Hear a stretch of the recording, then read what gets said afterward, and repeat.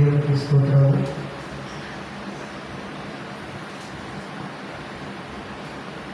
మనం వాక్యాలను ధ్యానం చేస్తున్నాము. అది గుర్తున్న వారు ఈ బైబిల్ గ్రంథాలు ఉంటే తీసి చదవగలుగుతారా?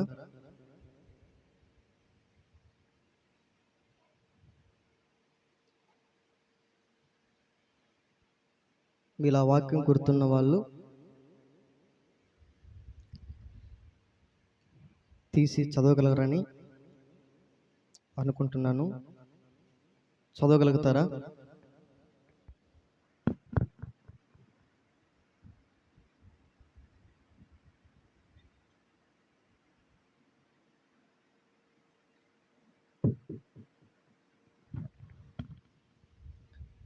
హెబ్రీయులకు రాసిన పత్రిక 11వ అధ్యాయము మొదటి వచనం చదువుకుందాం. విశ్వాసమనున్నది నిరీక్షించబడు వాటి యొక్క నిజ స్వరూపమును, అదృశ్యమైనవి ఉన్నవు అనుటకు రుజువునై ఉన్నది. చిన్న ప్రార్థన చేసుకుందాం. ప్రార్థన చేసుకుందాం. వాక్య భాగ నిమిత్తమై చిన్న ప్రార్థన చేసుకుందాం.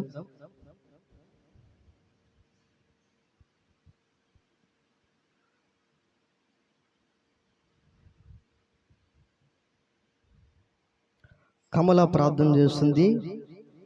కలిసి ఏకీభవించి ప్రార్థన చేసుకుందాం.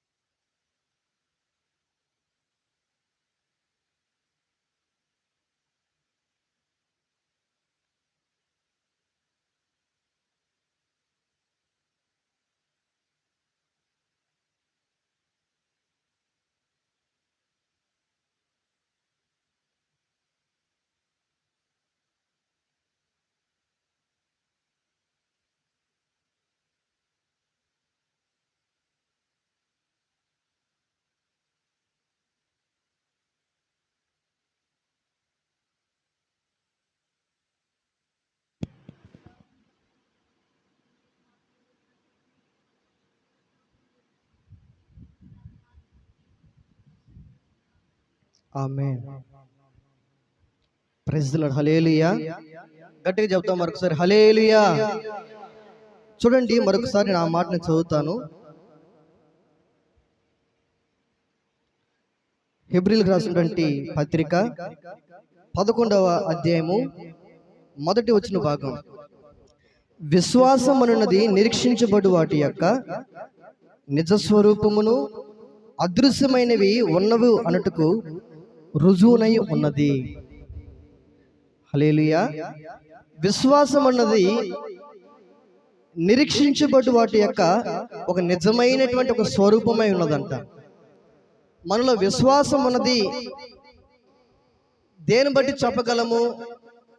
మనం ఏదైతే విశ్వసిస్తున్నామో, దేని కొరకైతే నిరీక్షిస్తున్నామో, విశ్వాసం బట్టి అది మన ముందు కనబడుచున్నట్టు అదృశ్యమైనది ఉన్నవి అనడానికి రుజువు ఏంటి అని అంటే విశ్వాసం. మనలో విశ్వాసం ఉంటే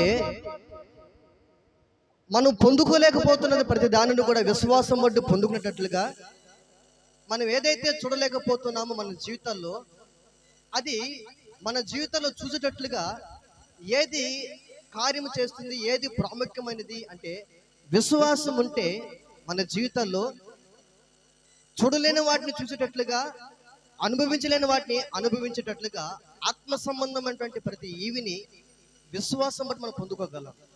హల్లెలూయా.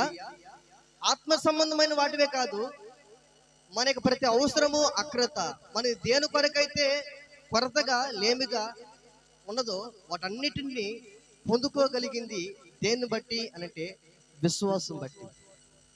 హల్లెలూయా. మరి విశ్వాసమే అన్నిటికీ ప్రాముఖ్యమైనప్పుడు ఈ విశ్వాసం ఎలా వస్తుంది? ఈ విశ్వాసం ఎలా వస్తుంది? వినుట వలన విశ్వాసం వస్తుంది. ఏం వినాలి?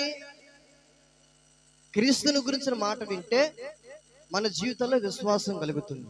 హల్లెలూయా. ప్రతి విషయంలో కార్యము జరిగించబడాలి అనంటే విశ్వాసం ద్వారానే జరుగుతుంది. అన్నిటికీ ప్రాముఖ్యమైనది విశ్వాసమే. అయితే ఆ విశ్వాసం ఎలా వస్తుంది అనంటే వినుట వలన వస్తుంది.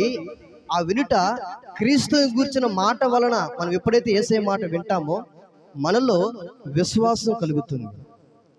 హల్లెలూయా. ఆ క్రమంలో దేవుని యొక్క మాట విని, దేవుని యొక్క స్వరం విని, ఆయన మాట విని బయలుదేరినటువంటి విశ్వాసం అనంగానే గుర్తుకొచ్చేటువంటి వ్యక్తుల్లో మొదటి వ్యక్తి ఎవరు? మనం గడిచిన ఆ వారంలో మనం ధ్యానం చేశాం. ఎవరు?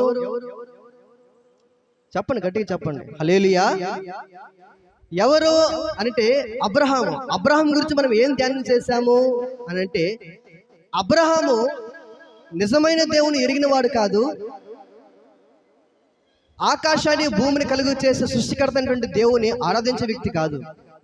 అయితే సత్య అన్వేషణ కలిగినటువంటి అబ్రహాము జీవితాల్లో అబ్రహాముని దర్శించడానికి ఆకాశంలో ఒక స్వరముతో అబ్రహమా అని పిలవడము, అబ్రహాము నీవెవరవయ్యా, నేను సర్వశక్తిమంతుని అని ప్రభు అబ్రహాంతో సంభాషించడము. మరి ఏ కొరత అయితే అబ్రహాం జీవితంలో ఉన్నదో ఆ కొరత నేను తీరుస్తాను రా అబ్రహమా, నేను చూపించే దేశానికి వెళ్ళు, నీ బంధువుల యొద్ద నుండి, నీ రక్త సంబంధికుల నుండి, నీ యొక్క సమస్తాన్ని విడిచిపెట్టి నేను చూపించే దేశానికి నువ్వు బయలుదేరి వెళ్ళు అబ్రహమా అనగానే ఆయన స్వరం విన్నాడు గనుక, ఆయన ఉత్తముడని రుచి చూసి ఎరిగిన వాడు గనుక ఆ స్వరానికి లోబడి దేవుని యొక్క మాట నిమిత్తమై సమస్తాన్ని విడిచిపెట్టి బయలుదేరిన వాడుగా అబ్రహాం ఉన్నాడు. హల్లెలూయా. మరి అబ్రహాము జీవితంలో దేవుడు వాగ్దానం చేశాడు. ఏమని వాగ్దానము? ఆదికాండము 12వ అధ్యాయము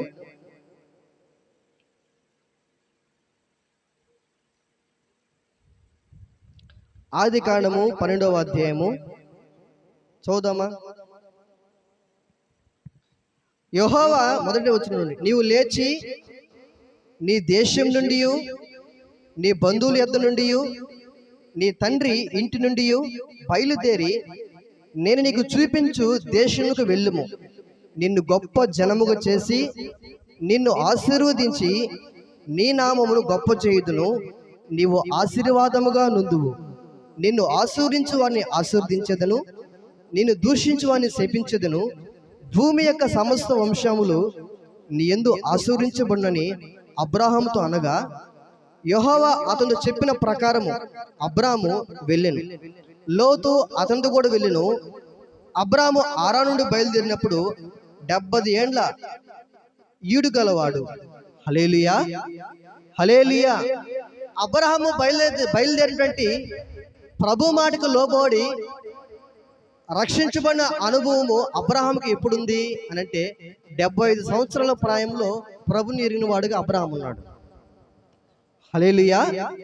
అబ్రహాము ఎరిగినటువంటి దేవుని ఎరిగిన తన జీవితాల్లో దేవుని మాటకి లోబడి దేవుడు ఆశీర్వదిస్తానని, దీవిస్తానని, భూమి యొక్క సమస్త వంశావులు నీ యందు ఆశీర్వదించబడతాయని ప్రభు ఎప్పుడైతే మాట ఇచ్చాడో ఆ ప్రభు యొక్క మాట విన్నాడు గనుక, విన్నటువంటి ఆ మాట తన జీవితంలో విశ్వాసాన్ని, కార్యాన్ని జరిగించింది గనుక నమ్మి దేవుని యొక్క స్వరాన్ని విని దేవుని యొక్క మాటను నమ్మి దేవుడు చూపించేటువంటి దేశానికి బయలుదేరిన వాడుగా అబ్రహాం ఉన్నాడు. అయితే 75 సంవత్సర ప్రాయంలో అబ్రహాము బయలుదేరితే వాగ్దానం ఇచ్చినటువంటి 10 సంవత్సరాలు అయినను దేవుని యొక్క వాగ్దానం నెరవేర్చబడలేదు. హల్లెలూయా. నెరవేర్చబడిన అబ్రహాము జీవితాల్లో చాలా బాధపడుతూ, చాలా దుఃఖపడుతూ, చాలా నిరుత్సాహ మధ్యలో అబ్రహాం ఉన్నప్పుడు అబ్రహాం యొద్దకి దేవుని యొక్క వాక్యము అబ్రహాం యొద్దకు వచ్చింది. అబ్రాహాము నువ్వు ఎందుకు భయపడుతున్నావు, ఎందుకు బాధపడుతున్నావు? నేను మాట ఇచ్చి వెనక్కి తీసుకునేవాడినా?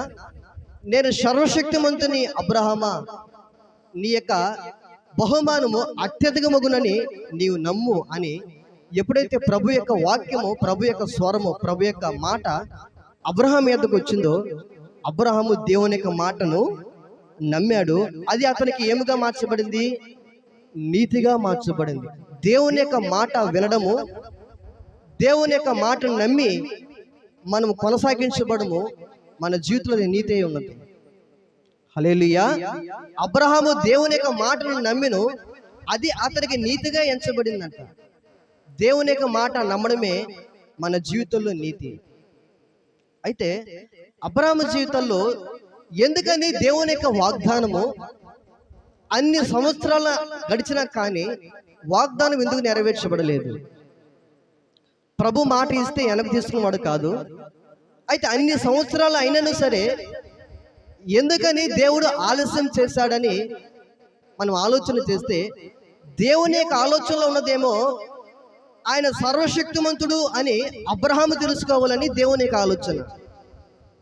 ఆ ఆలోచనలో వాగ్దానము ఇచ్చిన వెంటనే ఆ వాగ్దానం నెరవేర్చబడి ఉంటే అబ్రహాము హృదయపూర్వకంగా గ్రహించిన వాడుగా ఉండలేకపోయాడేమో ఒకవేళ. అందుకని ఆలస్యము ఎప్పుడు అలక్ష్యం కాదు, కానీ ఎంత ఆలస్యం అవుతుందో ఆ ఆలస్యానికి దీవెనగా రెండింతల శ్రేష్టమైనటువంటి దీవెన ప్రభు మనకు అనుగ్రహిస్తాడు. ఆమేన్. హల్లెలూయా. అయితే అబ్రహాము చేతుల ఆలస్యం ఎందుకు అనంటే, దేవుడు సర్వశక్తిమంతుడని గ్రహించేటట్లుగా ఆయనే ఆలస్యం చేశాడు. ఆ ఆలస్య క్రమంలో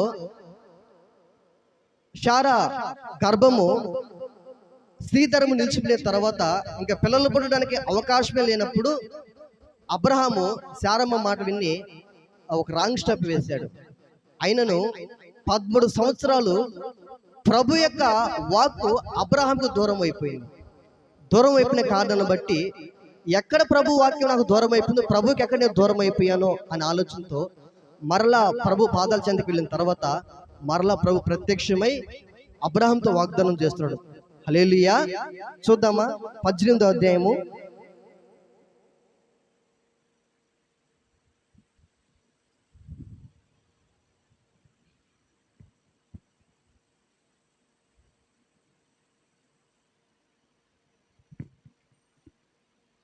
18వ అధ్యాయము 11 చదువుకుందాం, లేకపోతే 9 నుంచి.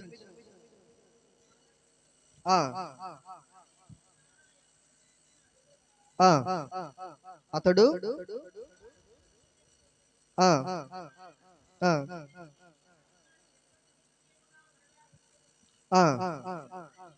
అప్పుడు నీ భార్య అయిన శారాకు ఒక కుమారుడు కలుగునని చెప్పెను. శారా ఆయన వెనుక నుండిన గుడారము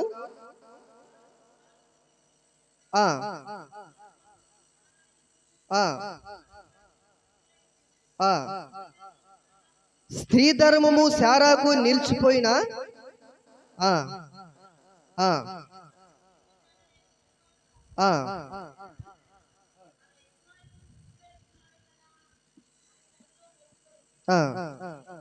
అంతట యెహోవా అబ్రహాముతో, వృద్ధురాలనైనా నేను నిశ్చయంగా ప్రసవించేదనా అని శారా నవ్వనేలా, యెహోవాకు అసాధ్యమైనది ఏదైనా ఉన్నదా? మీదటికి ఈ కాలమున నిర్ణయ కాలమందు నీ యొద్దకు తిరిగి వచ్చేదను, అప్పుడు శారాకు కుమారుడు కలుగునని. శారా భయపడి నేను నవ్వలేదని చెప్పగా ఆయన అవును నీవు నవ్వితివి అనేను. హల్లెలూయా. స్త్రీ ధర్మం నిలిచిపోయిన తర్వాత పిల్లలు కలడానికి అవకాశం ఏమైనా ఉందా అని అంటే అవకాశం లేదు. ఒకవేళ శారమ్మ కావచ్చు, అబ్రహాము కావచ్చు, కొరింథీ పత్రికలో రాయబడిన రీతిగా మనుషుల జ్ఞానాన్ని ఆధారము చేసుకొని దేవుని యొక్క శక్తిని గ్రహించలేనట్లుగా, దేవుడు ఏమై ఉన్నాడో ఆయన శక్తి ఏమైనదో గ్రహించలేక మనుషుల జ్ఞానముతో ఆలోచన చేసి ఇంకా పిల్లలు పుట్టడానికి అవకాశం లేదు, ప్రభు ఇచ్చిన మాట వాగ్దానం నెరవేర్చబడడానికి అవకాశం లేదు, అన్ని ద్వారాలు మూసుకుపోయాయి, ఇంక ఏ విధముగానైనా ఇది జరుగుతాది, ఈ మాట నెరవేర్చబడతాది అనడానికి రుజువుగా ఏ ఆధారము లేదు. ఒకవేళ నిరీక్షించడానికి ఇది జరుగుతాది అనడానికి, ఇది మరలా బాగోతుంది అనడానికి ఏ మాత్రం నిరీక్షించడానికి ఆధారమే లేదు. 75 సంవత్సరం ప్రాయంలో ఒకరు ప్రభు మాట ఇచ్చాడు కాబట్టి నెరవేర్చబడతానికి అవకాశం ఉంది. ఎందుకని? శారమ్మ యొక్క గర్భము ఇంకా మృతులముగా మార్చబడలేదు. అయితే అబ్రహాముకి 75 ప్రాయంలో ప్రభు మాట ఇస్తే 10 సంవత్సరాలైనా కానీ మాట నెరవేర్చబడినప్పుడు శారమ్మ యొక్క గర్భం మృతులం అయిపోయిన తర్వాత, నిలిచిపోయిన తర్వాత ఇంకా పిల్లలు పడడానికి అవకాశం లేదు అన్నప్పుడు ఆమె మనుషుల జ్ఞానంతో ఆధారం చేసుకుని ఆలోచన చేసింది. అయితే ప్రభు అంటున్నాడు, యెహోవాకు అసాధ్యమైనది ఏదైనా కలదా? ఇప్పుడు ఒకవేళ ఆయనకి అసాధ్యమైనది ఏదీ లేదు అన్నప్పుడు, ఒకవేళ 75 ప్రాయంలో అబ్రహాము లేకపోతే 65 సంవత్సరాలు ఉన్నప్పుడు శారమ్మకి గర్భం వచ్చింది అనుకోండి, ఆ గర్భము ప్రభు మాటను బట్టి వయసును బట్టి వచ్చిందేమో అని ఆలోచన వాళ్ళకు ఉండొచ్చు. అదే ఇప్పుడు మృతతుల్యం అయిపోయిన తర్వాత, స్త్రీ ధర్మం నిలిచిపోయిన తర్వాత ఇంకా పిల్లలు పుట్టడానికి అవకాశమే లేనప్పుడు అప్పుడు పిల్లలు పుడితే అది ఎవరు చేసినట్టు? ప్రభు చేసినట్టు. హల్లెలూయా. అందుకని ఆయన అసాధ్యమైనది ఏదైనా కలదా అని అబ్రాహాముతో చెప్తున్నప్పుడు, పిల్లలు పుట్టడానికి అవకాశం వచ్చినప్పుడు పిల్లలు పుట్టేటువంటి ఆ కార్యం జరిగించబడడం కాదు, కానీ అవకాశం లేనప్పుడే ఆయన పుట్టించినప్పుడు ఆయన సర్వశక్తిమంతుడు అవుతాడు. ఆమేన్, హల్లెలూయా. నిరీక్షించడానికి ఆధారమే లేని సమయాల్లో అబ్రహాము ప్రభు మాట నమ్మి నిరీక్షించాడంట. ఆ నిరీక్షించినటువంటి విధానం బట్టే 100 సంవత్సరాల ప్రాయంలో అబ్రహాము వాగ్దాన పుత్రుడటి ఇస్సాకును పొందుకున్నాడు. హల్లెలూయా. ఇప్పుడు స్త్రీ ధర్మం నిలిచిపోయింది, పిల్లలు పుట్టడానికి అవకాశమే లేదు, నిరీక్షించడానికి ఆధారమే లేదు.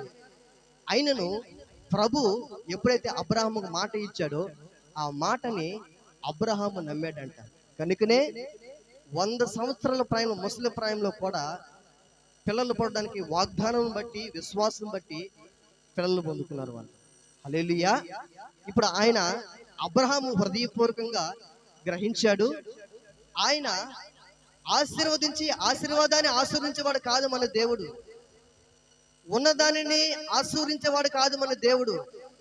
ఈ శూన్యంలో భూమిని వేలాడదీసిన వాడు నీ జీవితము శూన్యంగా మార్చబడిపోయి ఉంటే, ఎడారిగా మార్చబడిపోయి ఉంటే, ఇంకా నీ జీవితం ఎండమావులుగా కనబడుతున్నటువంటి నీ జీవితంలో కూడా ఆయన అబ్రహాంని ఏ విధంగా అయితే దర్శించి వాగ్దానం నెరవేర్చాడో, నీవు కూడా ప్రభు సందులో పొందుకున్న వాగ్దానం అది ఏదైనా సరే, నీవు నిరీక్షించడానికి ఆధారం లేకపోయినా సరే, నీవు ప్రభు మాటను నమ్మి నిరీక్షించగలిగితే, ఆధారం లేకపోయినా నువ్వు నిరీక్షించగలిగితే, అబ్రహాము చేతిలో జరిగిన కార్యమే నీ జీవితంలో కూడా ప్రభు కార్యం జరిగిస్తాడు. ఆమేన్, హల్లెలూయా, హల్లెలూయా. ఇప్పుడు అబ్రహాము ఎద్దకు వెళ్ళి, అయ్యా నీ దేవుడు సర్వశక్తిమంతుడు అన్నావుగా, నిజముగా సర్వశక్తిమంతుడేనా? ఎలా చెప్పగలుగుతావు నీవు అని అబ్రహాము గాన ప్రశ్న అడిగితే అబ్రహాం ఈ విధంగా సమాధానం చెప్తాడు. నా 75 సంవత్సరాల ప్రాయంలో ఆయన మాట ఇచ్చాడు, 10 సంవత్సరాలు అయినా నెరవేర్చబడలేదు. అప్పుడు అనుకున్నాను ఇక పిల్లలు పుట్టడానికి అవకాశం లేదు, స్త్రీ ధర్మం నిలిచిపోయింది శారమ్మకి, గనక అవకాశం లేదనుకున్నాను. ప్రభు మాట ఇచ్చి నెరవేర్చబడకపోతే ప్రభు బట్టి నేను వచ్చాను, ప్రభు పరువు ఏమైపోతుంది అని చాలా రకాలు నేను బాధపడ్డాను అయ్యా. అయితే మాకు పిల్లలు పుట్టినటువంటి ఆ కారణంలో ఇంకా నిరీక్షించడానికి ఆధారం లేని సమయాల్లో నా 100 సంవత్సరాల ప్రాయంలో ప్రభు ఆయన ఇచ్చిన వాగ్దానం నెరవేర్చబడి నిమిత్తమై నాకు వాగ్దాన పుత్రుడినటువంటి ఇస్సాకును అనుగ్రహించాడు. నేను నమ్మగలను ఆయన సర్వశక్తిమంతుడని. హల్లెలూయా. అవకాశం ఉన్నప్పుడు అవకాశం కల్పించిన వాడు కాదు ఆయన. అసలు అవకాశం అనడానికి నిరీక్షించడానికి ఆధారం లేకపోయినా శూన్యములో ఈ భూమిని వేలాడ ఎలాగైతే తీయగలిగాడో నా ప్రభు నా జీవితంలో కూడా అటువంటి కార్యం చేశాడని, ఆయన సర్వశక్తిమంతుడయ్యా అని హృదయపూర్వకంగా నేను గ్రహించాను అని అబ్రహాం సాక్ష్యం చెప్పగలడు. హల్లెలూయా. మరైతే అబ్రహాముని ఎందుకని దేవుడు అంతగా ఆలస్యం చేస్తూ, అంతగా పరీక్షిస్తూ పరిశోధిస్తూ, అంతగా ఎందుకు అబ్రహాంని అంతగా పరిశోధించాడు అని అంటే, మన జీవితాల్లో దేవుని గురించినటువంటి అనుభవం, ఆయన ఏమై ఉన్నాడో గ్రహించేటట్లుగా కొన్ని పరిస్థితుల్లో మనల్ని పరీక్షలకు తీసుకెళ్తా ఉంటాడు, ఆలస్యం చేస్తూ ఉంటాడు మన విశ్వాసం ఎలా ఉన్నదో పరీక్షించడానికి. అయితే ఆ ఆలస్యంలో మనము దేవుణ్ణి ఏ విధముగా గ్రహించగలిగిన అనుభవం ఉన్నామో మనకే అర్థమయ్యేటట్లుగా, మన విశ్వాసము ఏ స్థాయిలో ఉన్నదో మనకు అర్థమయ్యేటట్లుగా ప్రభు కొన్ని పరిస్థితులు ఆలస్యం చేస్తూ కొన్ని పరిస్థితుల్ని మనకు అనుమతిస్తాడు. హల్లెలూయా, హల్లెలూయా. యేసయ్యా నీవే నాకు ఆధారము, నీ కృపయే నన్ను బలపరచే నిరంతరము. యేసయ్యా నీవే నాకు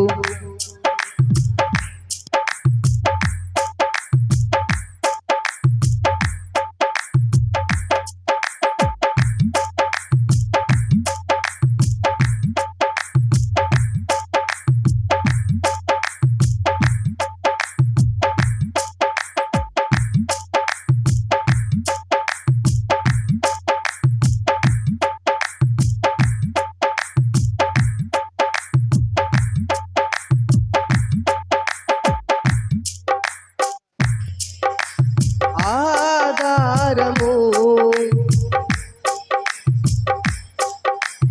నిరంతరము. యేసయ్యా నీవే నాకు ఆధారము, నీ కృపయే నన్ను బలపరచే. నా నిరీక్షణ ఆధారమా, నన్ను ఎడబాయని దైవమా. నా నిరీక్షణ నన్ను ఎడబాయని యేసయ్యా నీవే నాకు, నీ కృపయే నన్ను బలపరచే. యేసయ్యా నీవే నాకు ఆధారము, నీ కృపయే నన్ను బలపరచే నిరంతరము. నీ కృపయే నన్ను బలపరచే నిరంతరము. హల్లెలూయా, హల్లెలూయా. అబ్రాహాము జీవితాల్లో విశ్వాసం అనున్నది ఒక్కొక్క స్థాయిలో ఎదిగే నిమిత్తమై అబ్రహాముని అన్ని విషయాల్లో దేవుడు పరీక్షిస్తూ పరిశోధిస్తూ అబ్రహాముని నడిపిస్తూ ఉన్నాడు. మన జీవితంలో ఎందుకని కొన్ని పరిస్థితుల్లో ఆలస్యం అవుతుంది, ఎందుకని కొన్ని పరిస్థితుల్లో అలక్ష్యం అవుతుంది అని అంటే, విశ్వాస పరిమాణాన్ని పెంచే విధానంలో దేవుడు ఏమై ఉన్నాడో పరిపూర్ణంగా మనం గ్రహించేటట్లుగా దేవుడే కొన్ని పరిస్థితుల్లో ఆలస్యం చేస్తూ ఉంటాడు.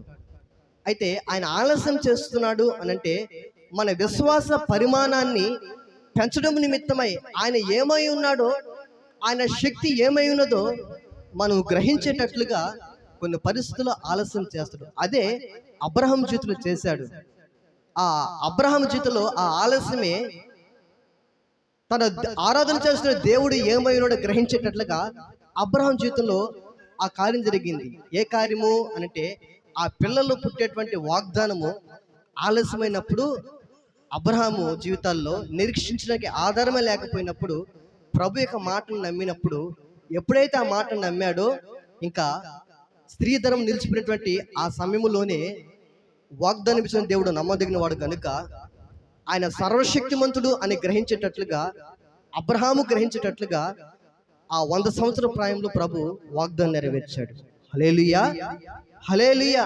ఇప్పుడు ఆయన సర్వశక్తిమంతుడని అబ్రహాం ఎరిగిన తర్వాత అసలు పుట్టడానికే అవకాశం లేకపోతే ఆయన పుట్టించినప్పుడు ఆయన ఇంకేదైనా చేయగలడానికి ఆయన సమర్థుడని అనుభవపూర్వకం గ్రహించాడు అబ్రహాము.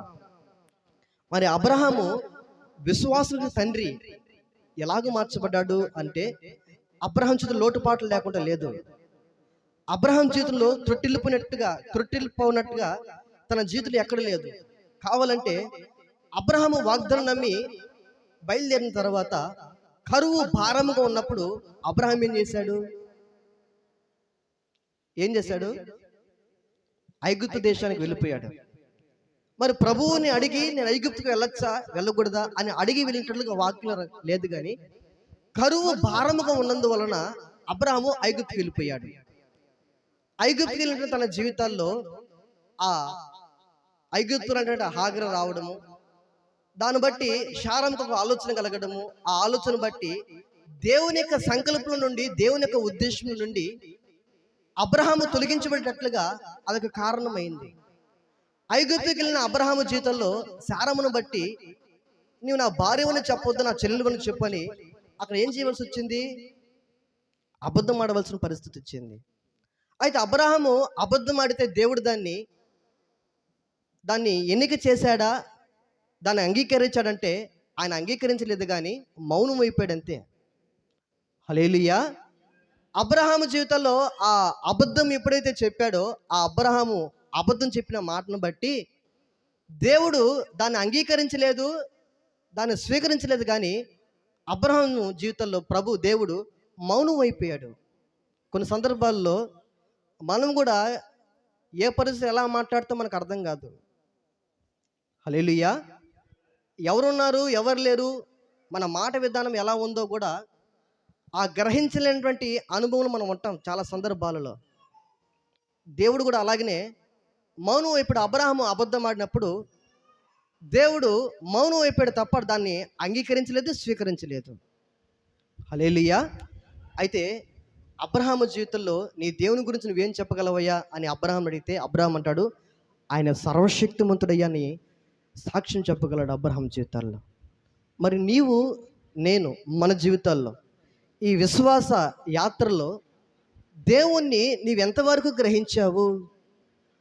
ఆయన ఏమై ఉన్నాడని, ఆయన శక్తి మీద, ఆయన పరిశుద్ధత మీద నీవు ఎంతటి జ్ఞానాన్ని సంపాదించావు? హల్లెలూయా. ఆయన అందరికంటే ఒక ఉన్నతమైన దేవుడని తెలుసుకున్నావా? లేకపోతే ఆయన అవసరాలు అక్కరతలు తీర్చేవాడే అని నువ్వు తెలుసుకున్నావా?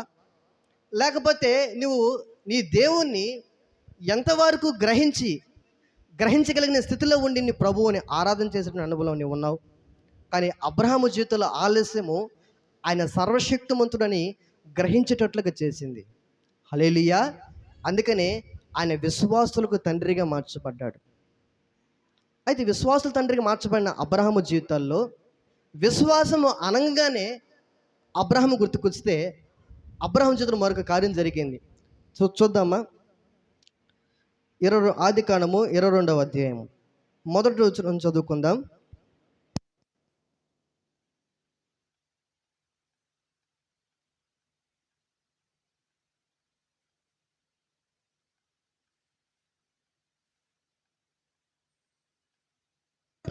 అబ్రహామును పరిశోధించును, ఎట్లనగా ఆయన అబ్రహామా అని పిలువగా అతడు చిత్తము ప్రభువా అనెను. హల్లెలూయా. చూడండి, దేవుడు ఎప్పుడైతే అబ్రహాముని పిలిచాడో, అబ్రహాము దేవుని మాట నమ్మి సమస్తాన్ని విడిచిపెట్టి దేవుడు చూపించే దేశానికి బయలుదేరాడు. బయలుదేరిన 25 సంవత్సరాల తర్వాత ప్రభు ఇచ్చిన మాట వాగ్దానం నెరవేర్చి ఆయన సర్వశక్తిమంతుడని గ్రహించేటట్లుగా అబ్రహాముకు చేసిన తర్వాత, ప్రభు యొక్క మాట అన్నీ నెరవేర్చబడిన తర్వాత, ఇస్సాకు పుట్టిన తర్వాత, ఈ సంగతులన్నీ జరిగిన తర్వాత అబ్రహాముని దేవుడు ఏం చేస్తున్నాడంట? పరిశోధించును. మరొకసారి చదువుదాం ఆ మాటని. 22వ అధ్యాయము మొదటి వచనం. దేవుడు అబ్రహామును పరిశోధించును, ఎట్లనగా ఆయన అబ్రహామా అని పిలువగా అతడు చిత్తము ప్రభువా అనెను. హల్లెలూయా. దేవుడు కొన్ని పరిస్థితుల్లో మనల్ని పరిశోధిస్తాడు, పరీక్షిస్తాడే తప్ప ఆయన శోధించడు. శోధించేవాడు ఎవరు అనంటే అపవాదైన సాతాను యొక్క శోధన ఎలా ఉంటుంది అని అంటే, మనల్ని పాపములో పడిపోయేటట్లుగా, పాపములో పడవేసేటట్లుగా అపవాది శోధిస్తాడు.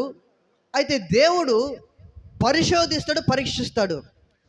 అపవాది శోధిస్తున్నప్పుడు మన యొక్క జీవితము దేవుని మీద ఆధారపడి ఉంటుందా, లేకపోతే శోధనకు గురైపోయి శోధనలో పాపములో పడిపోయేటట్లుగా మన యొక్క జీవితము పతనమైపోతుందా అని దేవుడు పరిశోధిస్తాడు, పరీక్షిస్తాడు. అయితే సాతాను మాత్రము శోధిస్తాడు. హల్లెలూయా.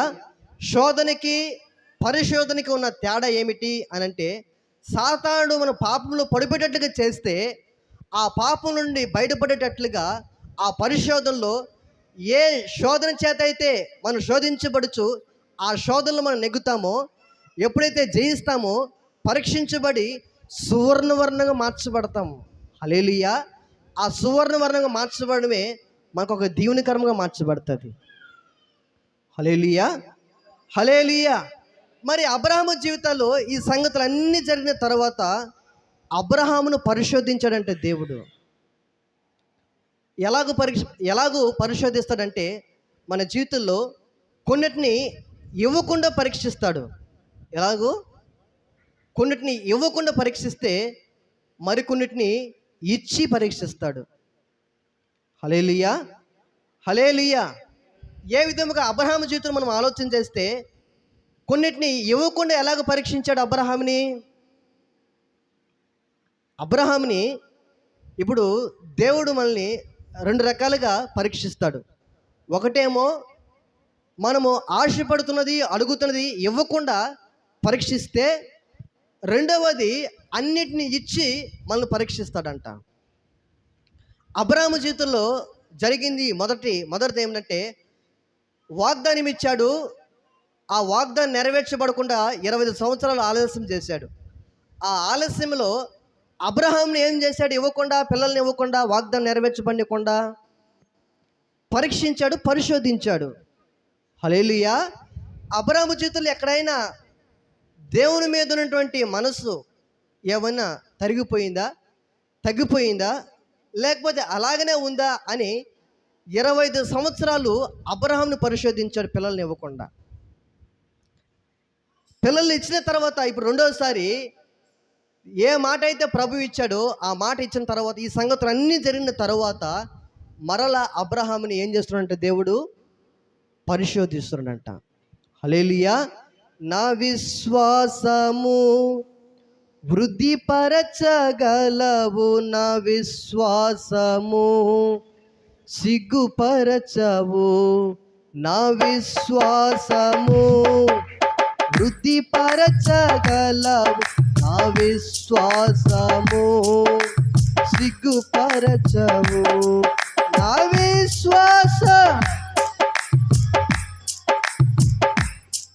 నీ విశ్వాసములో స్థిరపరచి నన్ను నడిపించగలవు, నా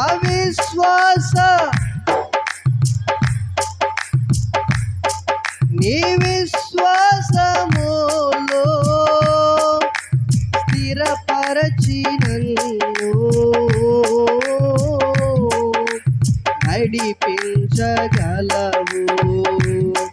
నా విశ్వాసము వృద్ధిపరచగలవు, నా విశ్వాసము సిగ్గుపరచవు, నా విశ్వాసము వృద్ధిపరచగలవు, నా విశ్వాసము సిగ్గుపరచవు, నా విశ్వాసము వృద్ధిపరచగలవు, నా విశ్వాసము సిగ్గుపరచవు, నా విశ్వాసము వృద్ధిపరచగలవు, నా విశ్వాసము సిగ్గుపరచవు.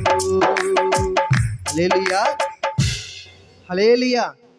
అబ్రహాముని దేవుడు రెండు విధాలుగా పరీక్షిస్తే, మొదటేమో వాగ్దానం ఇచ్చాడు, నిన్ను గొప్ప జనముకు చేసి నిన్ను ఆశీర్వదిస్తాను అబ్రహామా, భూమి యొక్క సమస్త వంశావళి యందు ఆశీర్వదించబడతాయి, నీకు ఏదైతే కొదువుగా ఉన్నదో, ఏదైతే లేమిగా ఉందో, నీకు ఏదైతే లేదో దాన్ని నేను ఇస్తాను అబ్రహామా, నీవు బయలుదేరు, నువ్వు విడిచిపెట్టవలసిన వాటన్నిటిని విడిచిపెట్టి నేను చూపించే దేశానికి వెళ్ళి అబ్రహాం అనగానే అబ్రహాము దేవుని యొక్క మాట నమ్మి బయలుదేరి దేవుడు చూపించే దేశానికి వెళితే 25 సంవత్సరాలు అయినా కానీ 24 సంవత్సరాలు అయినా కానీ ప్రభు ఇచ్చిన మాట వాగ్దానం నెరవేర్చబడకుండా అబ్రహాంను పరిశోధించాడు.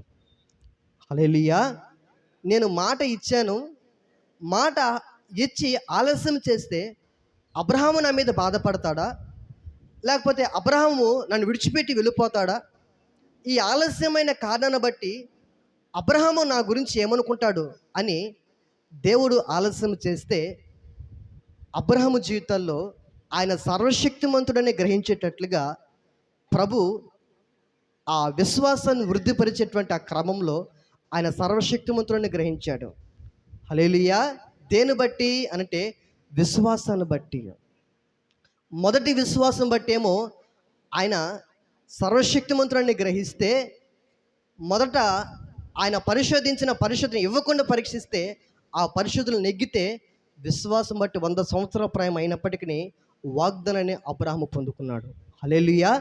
అయితే నీ జీవితాల్లో, మన జీవితాల్లో దేవుడు ఆలస్యం చేస్తున్నటువంటి కారణాన్ని బట్టి, దేవుడు మన జీవితాల్లో ఆయన యొక్క కార్యము ఆలస్యం చేస్తున్న కారణాన్ని బట్టి నీ జీవితంలో ప్రభువుని నీవు ఏ విధముగా నీ అంతరంగంలో కోరుకుంటున్నావు? దేవుడికి కావలసింది ఏమిటి అనంటే నీ హృదయంలో స్థానము, నీ హృదయంలో ఆయన ఏమని నువ్వు గ్రహించుకుని ఉన్నావో, ఆయన పైరూపను చూసేవాడు కాదు కానీ ఆయన అంతరంగను చూసే దేవుడు నీ అంతరంగను చూస్తాడు ఆయన. హల్లెలూయా. మనుషులు పైరూపాన్ని చూస్తారు, దేవుడు అంతరంగాన్ని చూస్తాడు. అంతరంగాన్ని చూసే ఆయన మనకు ఏదైనా చేయగలిగింది దేని బట్టి అనంటే మన యొక్క హృదయ తలంపులను బట్టే.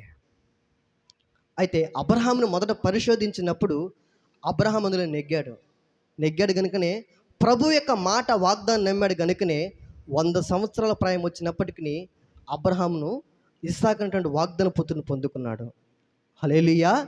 మొదటి పరిశోధించినప్పుడు ఆ పరిశోధనలో అబ్రహాము నెగ్గాడు. తర్వాత ఈ సంగతులన్నీ జరిగిన తర్వాత రెండవసారి పరీక్షిస్తున్నాడు. ఏమో తెలుసా, మాట ఇచ్చిన తర్వాత, వాగ్దాన పుత్రుని ఇచ్చిన తర్వాత అబ్రహాముని పరిశోధిస్తున్నాడు. ఇప్పుడు చదువుదాం ఆ మాటని. దేవుడు అబ్రహామును పరిశోధించును ఎట్లనగా, ఆయన అబ్రహమా అని పిలువగా అతడు చిత్తము ప్రభువా అనెను. హల్లెలూయా. హల్లెలూయా. గట్టిగా చెప్దామా? హల్లెలూయా. చిత్తము ప్రభువా అంటే ఒకసారి ప్రభువా నీ చిత్తము నాయన అని మనం అడుగుతున్నాము అనంటే ఆయన మనల్ని ఆశీర్వదిస్తాడని నీ చిత్తం ప్రభు అనడం కాదు.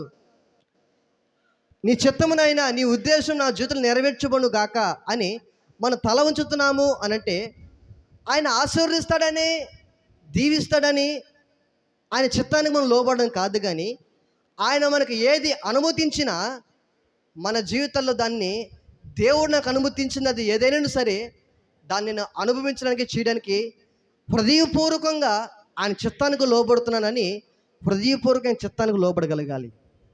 హల్లెలూయా. హల్లెలూయా. అయితే దేవుడు అబ్రహామును పరిశోధిస్తున్నప్పుడు అబ్రహాము అని పిలవగానే, అయ్యా నీ చిత్తం, నీవు ఏది సెలవిచ్చినా, నా జీవితంలో ఏది అనుమతించినా అది నీ మాటగా తీసుకొని అది హృదయపూర్వకంగా చేయడానికి నా హృదయాన్ని నీకు సమర్పిస్తున్నా, నీ చిత్తమే సిద్ధించును గాక ప్రభువా అని అబ్రహాము దేవుడితో అంటున్నాడు. అయ్యా చిత్తం ప్రభు, నేనున్నాను, నీవు సెలవి, నీ దాసుడు ఆలకించుచున్నాడు, నీవు ఆజ్ఞ ఈయనైనా అని చిత్తం ప్రభు అంటున్నాడు. చిత్తం ప్రభు అనగానే ప్రభు అంటున్నాడు, చదువుదామా? అప్పుడైనా నీకు ఒక్కడై ఉన్న నీ కుమారుని అనగా నీవు ప్రేమించు ఇస్సాకును తీసుకొని వెళ్ళి అక్కడ నేను నీతో చెప్పబోవు పర్వతములలో ఒకదాని మీద దహన బలిగా అతను నడిపించమని చెప్పెను. హల్లెలూయా, హల్లెలూయా. చూడండి, ఎప్పుడైతే అబ్రహాము దేవుని మాటను నమ్మి దేవుడు చూపించే దేశానికి వెళ్ళినప్పుడు 25 సంవత్సరాలు అబ్రహామును పరిశోధించి 100 సంవత్సరాల ప్రాయంలో వాగ్దానం నెరవేర్చబడితే ఆ వాగ్దానం బట్టి అబ్రహాము ఆయన సర్వశక్తిమంతుడిని గ్రహించాడు. అది విశ్వాసంగా మార్చబడింది అబ్రహాం జీవితాల్లో. అయితే మన యొక్క స్థాయి పెంచడం నిమిత్తమై, విశ్వాస పరిమాణాన్ని స్థాయిని పెంచబడిన నిమిత్తమై దేవుడు మనల్ని పరిశోధిస్తాడు, పరీక్షిస్తాడు. ఆ పరీక్ష క్రమంలో విశ్వాసం బట్టి అబ్రహాము ఆయన సర్వశక్తిమంతుడిని గ్రహిస్తే, ఇప్పుడు విశ్వాసం నుండి మరొక స్థాయిలోకి వెళ్ళాలంటే మరొక విశ్వాసం రావాలి. ఏ విశ్వాసము? ఇప్పుడు అబ్రహాము విశ్వాసం బట్టి వాగ్దానం పొందుకొని ఇస్సాకును పొందుకున్నాడు. ఇప్పుడు విశ్వాసం నుండి మరొక స్థాయికి వెళ్ళాలంటే ఏ విశ్వాసం ఉండాలి అబ్రహాముకి? నా ప్రశ్న అర్థమైందా? అర్థం కాలేదా? హల్లెలూయా, హల్లెలూయా. స్తోత్రం చెప్దామా గట్టిగా? హల్లెలూయా. ఇప్పుడు అబ్రహాముకి విశ్వాసం ఉంది కాబట్టి, విశ్వాసం బట్టి 100 సంవత్సరాల ప్రాయం అయినా పిల్లలు పుట్టడానికి అవకాశం లేకపోయినా విశ్వాసం బట్టి పిల్లలు పొందుకున్నాడు. అది విశ్వాసం. 20 సంవత్సరాలు ప్రభు పరిశోధించిన కారణాన్ని బట్టి, ఆ పరిశోధన నెగ్గిన విధానం బట్టి, విశ్వాసం బట్టి వాగ్దానాన్ని పొందుకున్నాడు అబ్రహాం. అయితే విశ్వాసంలో నుండి మరొక స్థాయికి వెళ్ళాలంటే విశ్వాసకి మించినటువంటి మరొకటి ఏం విశ్వాసం ఉండాలి? ఏ విశ్వాసం ఉండాలమ్మా? హల్లెలూయా, హల్లెలూయా. యేసయ్యా నీవే నాకు ఆధారము, నీ కృపయే నన్ను బలపరచే నిరంతరము. యేసయ్యా నీవే నాకు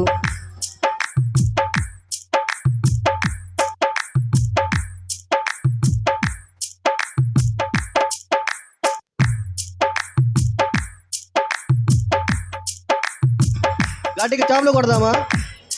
కలిసి పాడదాం. స్తోత్రం. నా నిరీక్షణ ఆధారమా, నన్ను ఎడబాయని దైవమా, యేసయ్యా నీవే నాకు, నీ కృపయే నన్ను బలపరచే. యేసయ్యా నీవే నాకు ఆధారము, నీ కృపయే నన్ను బలపరచే నిరంతరము. నా నిరీక్షణ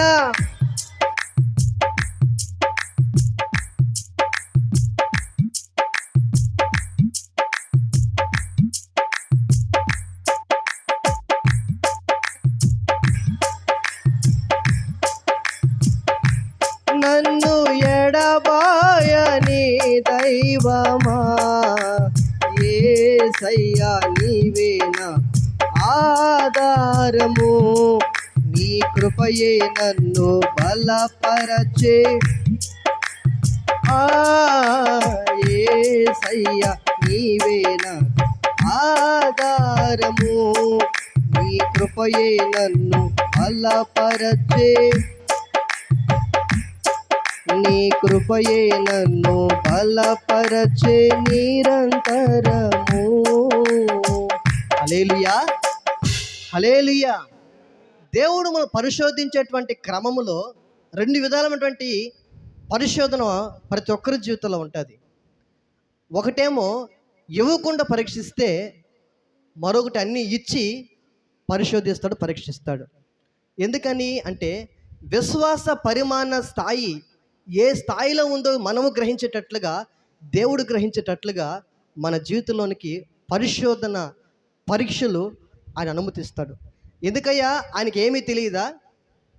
ఆయన మన తలంపు పుట్టక మునిపే, మాట మన నాలుకకు రాక మునిపే హృదయ తలంపులు ఎరిగినవాడు.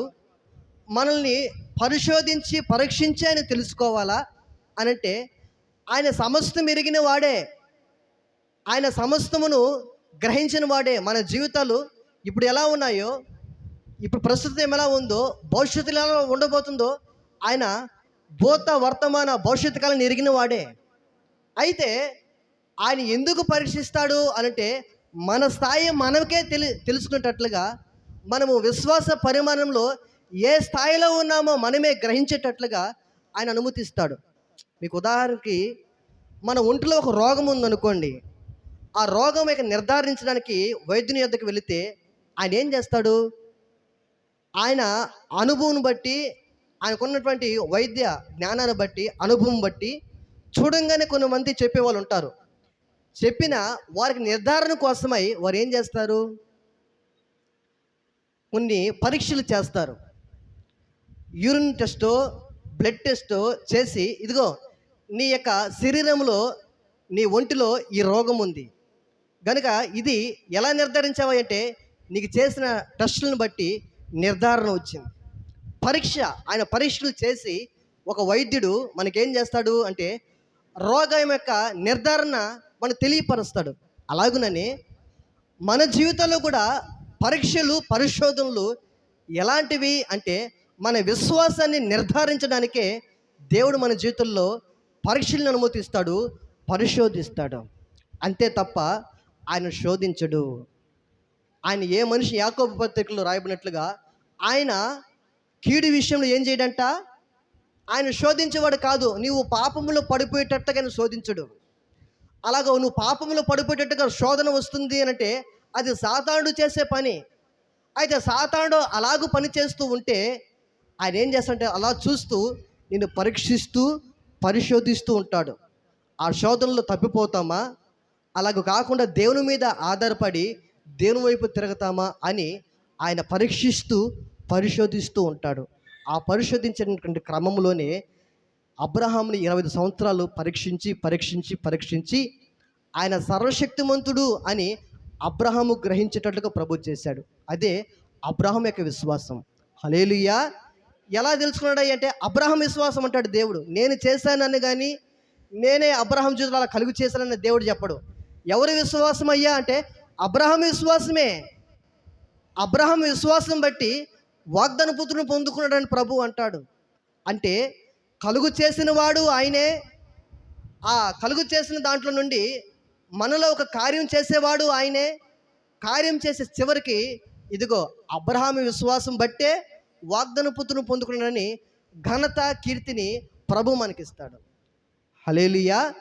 ఇప్పుడు విశ్వాసం బట్టి వాగ్దాన పుత్రుని అబ్రహాము పొందుకున్న తర్వాత ఆ పరిశోధనలో విశ్వాసం బట్టి వాగ్దానం పొందుకున్నాడు. అయితే అబ్రహాము జీవితంలో విశ్వాసపు స్థాయి వరకు ఎదిగాడు. 75 సంవత్సరాల నుండి 100 సంవత్సరాల ప్రాయం వరకు విశ్వాసపు స్థాయిలో ఎదిగాడు అబ్రహాము. ఆయన సర్వశక్తిమంతుని గ్రహించాడు. గ్రహించిన తర్వాత మరొక స్థాయి ఉంది. ఆ స్థాయి ఏమిటి అంటే పరిపూర్ణమైనటువంటి విశ్వాసంలోనికి అబ్రహాము రావాలి. హల్లెలూయా. పిల్లలు పుట్టడానికి అవకాశం లేనప్పుడు ఆయన పుట్టించినప్పుడు ఆయన ఏ విధము చేతనైనా అది ఏమైనా చేయగలడు అని అబ్రహాము గ్రహించడం నిమిత్తమై ఇప్పుడు రెండవసారి అబ్రహాం ఏం చేస్తున్నాడంటే పరిశోధిస్తున్నాడు. హల్లెలూయా. ఆ పరిశోధనలో అబ్రహామా అని పిలిచినప్పుడు చిత్తం ప్రభు అనగలుగుతున్నాడు అబ్రహాం. ఎందుకనంటే ఆయన ఏదైనా చేయగలడని అబ్రహాము నమ్మాడు, విశ్వసించాడు, గ్రహించాడు. ఇప్పుడు రెండవసారి పుత్రుని ఇచ్చిన తర్వాత, వాగ్దానం నెరవేర్చబడిన తర్వాత ఇప్పుడు అబ్రహాముని రెండవసారి ఏం చేస్తున్నాడు తెలుసా? పరీక్షిస్తున్నాడు, పరిశోధిస్తున్నాడు. ఆ క్రమంలో అడుగుతున్నాడు, చదవండి. అప్పుడైనా నీకు ఒక్కడై ఉన్న నీ కుమారుని అనగా నీవు ప్రేమించు ఇస్సాకును తీసుకొని మొరియా దేశమునకు వెళ్ళి అక్కడ నేను నీతో చెప్పబోవు పర్వతములలో ఒక దాని మీద ఏం చేయమని చెప్తున్నాడు? దహన బలిగా అర్పించమని ప్రభువు అడుగుతున్నాడు. హల్లెలూయా. దేవుడు వాగ్దానం ఇచ్చి 25 సంవత్సరాలు ప్రయాసపడి దేవుని మీద నిరీక్షించడానికి ఆధారం లేకపోయినా ప్రభు మాటను నమ్మి వాగ్దానం పొందుకొని ఒక ఇస్సాకు అంటే నవ్వు పుత్రుని ప్రభు ఇస్తే ఎంతో ప్రేమ వచ్చేసింది ఇస్సాకు మీద. అబ్రహాముకి శారాముకి ఎంతో ఇష్టం వచ్చేసింది. దేవుడు ఎంత గొప్పోడు, ఎంత శక్తిమంతుడు. పుట్టడానికి అవకాశం లేకపోయినా ఆయన ఎలాగో పుట్టించగలిగాడు. ఆయన సర్వశక్తి, ఆయన ఏదైనా చేయగలిగినటువంటి దేవుడు. ఆయనకి అసాధ్యమైనది ఏదీ లేదు. సమస్తాన్ని సాధ్యం చేయగలిగిన వాడు. ప్రకృతిని కలుగు చేసిన వాడే ప్రకృతిని తిరగమార్చి నీ కోసం ఏదైనా చేయగలిగిన వాడు. హల్లెలూయా. యెహోషువ యుద్ధము చేయడానికి సూర్యచంద్రులను ఏం చేసేసాడు? ఆపేశాడు. దేన్ని బట్టి? విశ్వాసమైన ప్రార్థన బట్టి చరిత్రని తిరగరాశాడు మన యొక్క పితరులు. హల్లెలూయా. సింహాల నోళ్ళు మూసాడు దానియేలు. అగ్ని బలమును చల్లార్చగలిగారు షడ్రక మేషక అబేద్నెగోల వాళ్ళు. దేని బట్టి అంటే వారు ఎరుగున్న దేవుణ్ణి వారు ఎరిగి ఉన్నారు కనుక వారు సిగ్గుపరచబడలేదు. వారి జీవితాల్లో వారు నమ్మినటువంటి దేవుని వారు ఎరిగి ఉన్నారు కనుక వారు సిగ్గుపరచబడలేదు. వారి జీవితాల్లో వారికి ఉన్న విశ్వాసాన్ని బట్టి చరిత్రని తిరగరాయగలిగారు. సూర్యచంద్ర నక్షత్రాలను ఆపగలిగారు. అగ్ని బలమును చల్లార్చగలిగారు. సింహాల నోళ్ళను ముంచగలిగారు. హల్లెలూయా. దేని బట్టి అంటే వారి కలిగిన విశ్వాసం బట్టి. అయితే అబ్రహాము యొక్క విశ్వాసం బట్టి పిల్లలు పుట్టడానికి అవకాశమే లేకపోయినా ప్రభు మీద ఉన్నటువంటి విశ్వాసం బట్టి వాగ్దానం పొందుకుంటే, విశ్వాసం నుండి పరిపూర్ణమైన విశ్వాసంలోనికి అబ్రహాముని తీసుకొచ్చేటువంటి క్రమంలో మరొకసారి దేవుడు అబ్రహాముని పరీక్షిస్తున్నాడు, పరిశోధిస్తున్నాడు. అబ్రామా అనగానే, చిత్తమయ్యా, నీవు ఏది సెలవిచ్చినా నా జీవితంలో దాన్ని తల ఉంచి హృదయపూర్వకంగా చేస్తా. ఎందుకు ప్రభు, ఎందుకు అబ్రహామా, ఎలా చేయగలవు నీవు? అటువంటి మనసు నీకు ఎలా వచ్చింది అంటే, అబ్రహాం అంటాడు, అయ్యా, ఒకనొక సందర్భంలో మీ మాట ఇస్తే 10 సంవత్సరాలు అయినప్పుడు నెరవేర్చబడకపోతే ఆ రాత్రి నేను నా పడగ మీద కన్నీళ్ళతో ఇంత అసురించబడిన రీతిలో నాకు ఈ లోటు ఉంది. ఈ లోటు ఎలా తీర్చబడుతుందబ్బా అనుకున్నప్పుడు నువ్వు మాట ఇచ్చావు చూసావా, ఆకర్షణ నక్షత్రాలు చూడు, అంతటి జనసమూహమాన్ని నీకు ఇస్తాను, నీ వంశాలు ఆశీర్వదిస్తాను అన్నావే, ఆ వాగ్దానం ఎలా నెరవేర్చబడుతుందబ్బా అనుకున్నప్పుడు, ఇంకా పుట్టడానికి అవకాశం లేదనుకున్నప్పుడు, అవకాశం లేని సమయంలోనే వాగ్దానం నెరవేర్చిన వాడవయ్య నీవు. ఇంత సర్వశక్తిమంతుని దేవుని కలిగిన నా జీవితం ఎంత ధన్యమైనది. కనుక నీవు నా జీవితంలో ఏది అనుమతించినా అది నాకు ప్రయోజనకరమే, కానీ నాకు హానికరం అనేది ఎంత మాత్రము కాదయ్యా. అందుకనే ఇర్మియా గ్రంథంలో ఒక మాట ఉంటుంది, మిమ్మును గురించి ఉద్దేశించినటువంటి సంగతులు రాబో కాలమందు నిరీక్షణ కలుగుడికే, అవి క్షేమకరమైన ఉద్దేశంలో కానీ హానికరమైనవి ఎంత మాత్రములు కాదు. హల్లెలూయా. నీ జీవితంలో ప్రభు అనుమతించింది అది ఏదైనా సరే, అది నీ జీవితానికి అది క్షేమకరమైనదే తప్ప హానికరమైనది అది ఎంత మాత్రమును కాదు. ఎందుకంటే నీకు నిరీక్షణ కలిగించడానికే ప్రభు నీ జీవితంలో కొన్ని శ్రమల్ని, కొన్ని ఇరుకుల్ని, ఇబ్బందుల్ని, కష్టాలని నీ జీవితంలోనికి ఆయన అనుమతించి ఉండొచ్చు.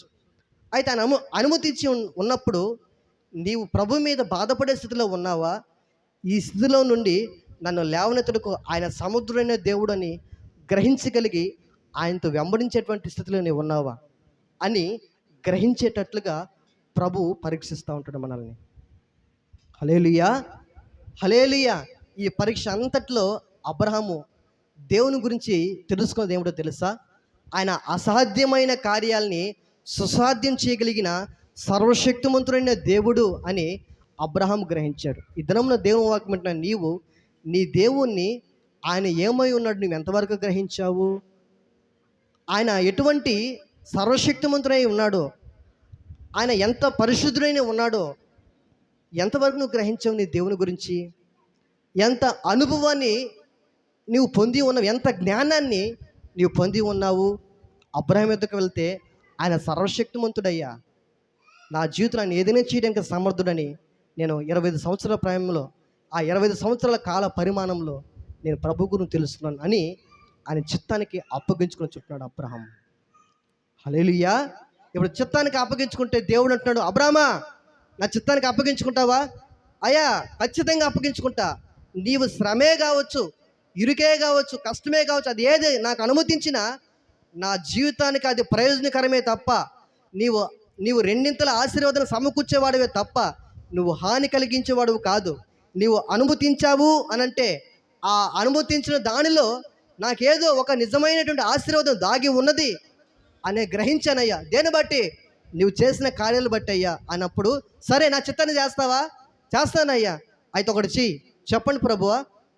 అయితే నువ్వు ప్రేమించి నీకు ఒక్కడే ఉన్నటువంటి నీ కుమారుణ్ణి, అవునయ్యా నాకు ఒక్కడే కుమారుడు, నీవిచ్చిందేగా. అయితే నీ ఇప్పుడు ఏం చేయాలి తెలుసా? నీవు ప్రేమిస్తున్నావు ఇస్సాకుని, ప్రేమించడం ఏంటి ప్రభువా? చేతల్లో పెట్టుకుని మట్టి అంటకుండా పెంచుతున్నా. నీవిచ్చిన వాగ్దాన పుత్రుడు, వాగ్దానం ఎంతో సంతోషంతో ఎంతో ఆనందంతో పెంచుకుంటానయ్యా, ప్రేమిస్తున్నానయ్యా. ఎంతగా ప్రేమిస్తున్నావు? ఎంతగా ప్రేమిస్తున్నాను నేను చెప్పలేనయ్యా. అంతగా ప్రేమించగలుగుతున్నటువంటి ఇస్సాకుని. నిజంగా ప్రేమిస్తున్నావా? ప్రేమిస్తున్నానయ్యా. అయితే నీకు ఒక్కడే ఉన్నటువంటి కుమారుడు, నీవు ప్రేమించు ఇస్సాకు నా కొరకై దహన బలుగు నువ్వు అర్పించగలుగుతావా? హల్లెలూయా. ఆ మాట వినంగానే మన జీవితాల్లో ఎలా ఉంటుంది? నేనేమైనా ప్రభువా నిన్ను స్తుతిస్తాను, నాకేమున్నా ప్రభువా నీకర్పిస్తాను. నేనేమైనా ప్రభువా నిన్ను స్తుతిస్తాను, నాకేమున్నా ప్రభువా నీకర్పిస్తాను. నేనేమై ఉన్నాను నీ దయ వలనేనయ్యా, నేనేమై ఉన్నాను నీ దయ వలనేనయ్యా. నాకున్నవన్నీయు నీవిచ్చినదేనయ్యా, నాకున్నవన్నీయు నీవిచ్చినదేనయ్యా. నేనేమైనా ప్రభువా నిన్ను స్తుతిస్తాను, నాకేమున్నా ప్రభువా నీకర్పిస్తాను. గడి జబ్బులతోమా. నేనేమైనా ప్రభువా, ఎవరు నిద్రపోవద్దు దయచేసి, గట్టిగా డబ్బులు కొడదాం. ఆమేన్. నేనేమై ఉన్నాను నీ దయ వలనేనయ్యా, నేనేమై ఉన్నాను నీ దయ వలనేనయ్యా. నాకున్నవన్నీయు నీవిచ్చినదేనయ్యా, నాకున్నవన్నీయు నీవిచ్చినదేనయ్యా. నేనేమైనా ప్రభువా నిన్ను స్తుతిస్తాను, నాకేమున్నా ప్రభువా నీకర్పిస్తాను.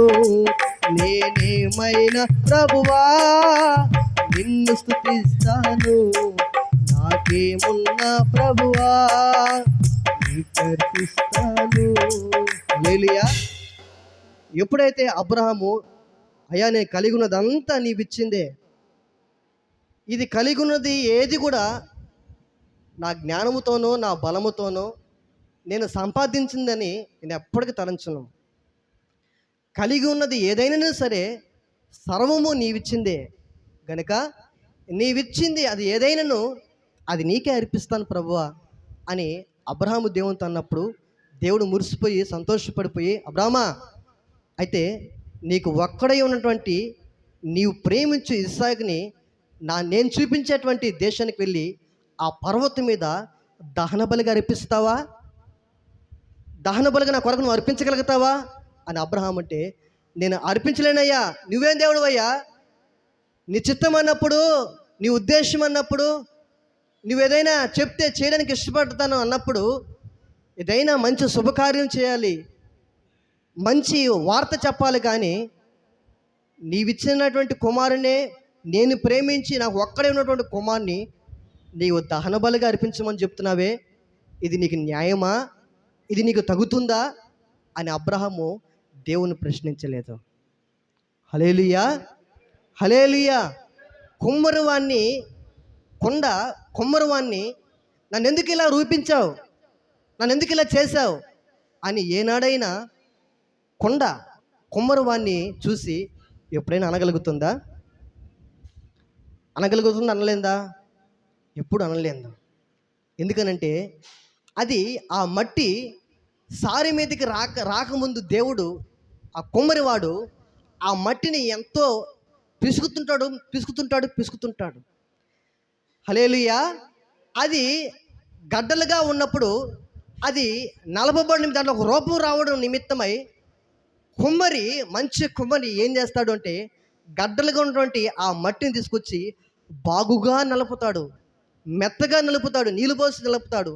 నలిపి నలిపి నలిపి నలిపి నలిపి నలిపి రాతిగా ఉన్నటువంటి ఆ మట్టి ముద్దని మెత్తగా వచ్చేటట్లుగా, అది ఎలా తిప్పితే అలా తిరిగేటట్లుగా మెత్తగా చేస్తాడు కుమ్మరి. హల్లెలూయా. మెత్తగా చేసి అందులో తన చేతికి ఎలాగైతే రాగలుగుతుందో అలా చేసి ఇప్పుడు సారి మీదకి తీసుకుని వచ్చి ఏ రూపం కావాలని కుమ్మరి అనుకుంటాడో ఆ కొమ్మను వచ్చేటట్లుగా ఆ మట్టిని ఏం చేస్తాడు అంటే ఆ సారి పైన పెట్టి అలాగు తిప్పుతూ ఉంటే దాంట్లో ఏమొస్తుంది? ఒక కొండ అనేటువంటి ఒక రూపం వస్తుంది. హల్లెలూయా, హల్లెలూయా. అది మెత్తగా మార్చబడలేదు అనుకోండి, సారిపైకి వచ్చిన తర్వాత అందులో చిన్న చిన్న రాళ్ళు వస్తున్నాయి అనుకోండి, మెత్తగా ఉన్నటువంటి అది ఒకానొక సమయాల్లో అది కొంచెం చేతికి రాళ్ళుగా తగులుతుంది అనుకోండి. సారిపైకి వచ్చిన తర్వాత అన్ని పరిస్థితులు మెత్తగా చేసిన తర్వాత సారిపైకి వచ్చి ఒక రూపం రావాల్సిన క్రమంలో రూపం రాకుండా రాళ్ళు తగులుతూ ఉంటే, మెత్తగా రాకుండా గడ్డలు తగులుతుంటే మరల కుమ్మరి ఏం చేస్తాడమ్మా? హల్లెలూయా. మరల దాన్ని ఏం చేస్తాడంటే మరల నిలుపుతాడు. నలిపి నలిపి నలిపి నలిపి నలిపి నలిపి సారి మీద అది ఎలాగైతే తను తిప్పుతాడో అలాగూ తిరిగేటట్లుగా ఆ మట్టిని మెత్తని మట్టిగా కుమ్మరి చేస్తాడు. నీ జీవితంలో, నా జీవితంలో ప్రభు చేత మనము పరీక్షించబడుచున్నాము, పరిశోధించబడుచున్నాము. నీ జీవితంలో శ్రమలు, ఇరుకులు, కష్టాలు, నష్టాలుగా నువ్వు తలుస్తున్నది ప్రతిదీ అది నీకు నష్టంగా అనిపిస్తుందేమో, కానీ ఆ నష్టంలో నీలో ఒక రూపాన్ని ఆయన తయారు చేయాలని ఆలోచన కలిగి ఉన్నాడని గ్రహించేటువంటి స్థితిలో నీవు ఉన్నావా? అబ్రహాము జీవితంలో దేవుడికి అనుకూలంగా అబ్రహాము మార్చబడేటట్లుగా, దేవుడు అనుకున్నటువంటి స్థాయిలోనికి విశ్వాస పరిమాణంలో అబ్రహాము వచ్చేటట్లుగా అబ్రహాముని పరీక్షిస్తున్నాడు. హల్లెలూయా, హల్లెలూయా. ఆ పరిశోధన క్రమంలో అబ్రహాము జీవితంలో, అయ్యా నీవిచ్చింది, నేను కలిగి ఉన్నది ఏదైనా సరే నీవిచ్చిందే, నేను కలిగి ఉన్న ఆరోగ్యం అది నీవిచ్చిందే, నేను వేసుకున్నటువంటి ప్రతి వస్త్రం అది నీవిచ్చిందే, నీవు బలం ఇవ్వకపోతే, నీవు ఆరోగ్యం ఇవ్వకపోతే నేను ఎలాగూ శ్రమ పడగలను? కూర్చోగమనా. హల్లెలూయా. నేనేమైనా ప్రభువా నిన్ను స్తుతిస్తాను, నాకేమున్నా ప్రభువా నీకర్పిస్తాను. నేనేమైనా ప్రభువా నిన్ను స్తుతిస్తాను, నాకేమున్నా ప్రభువా నీకర్పిస్తాను. నేనేమై నీ దయ వలనేనయ్యా,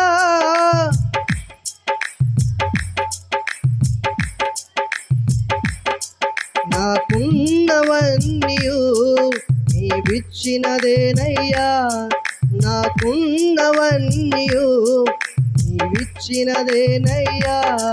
నేనేమైనా ప్రభువా నాకేమున్నా ప్రభువా నీకర్పిస్తాను.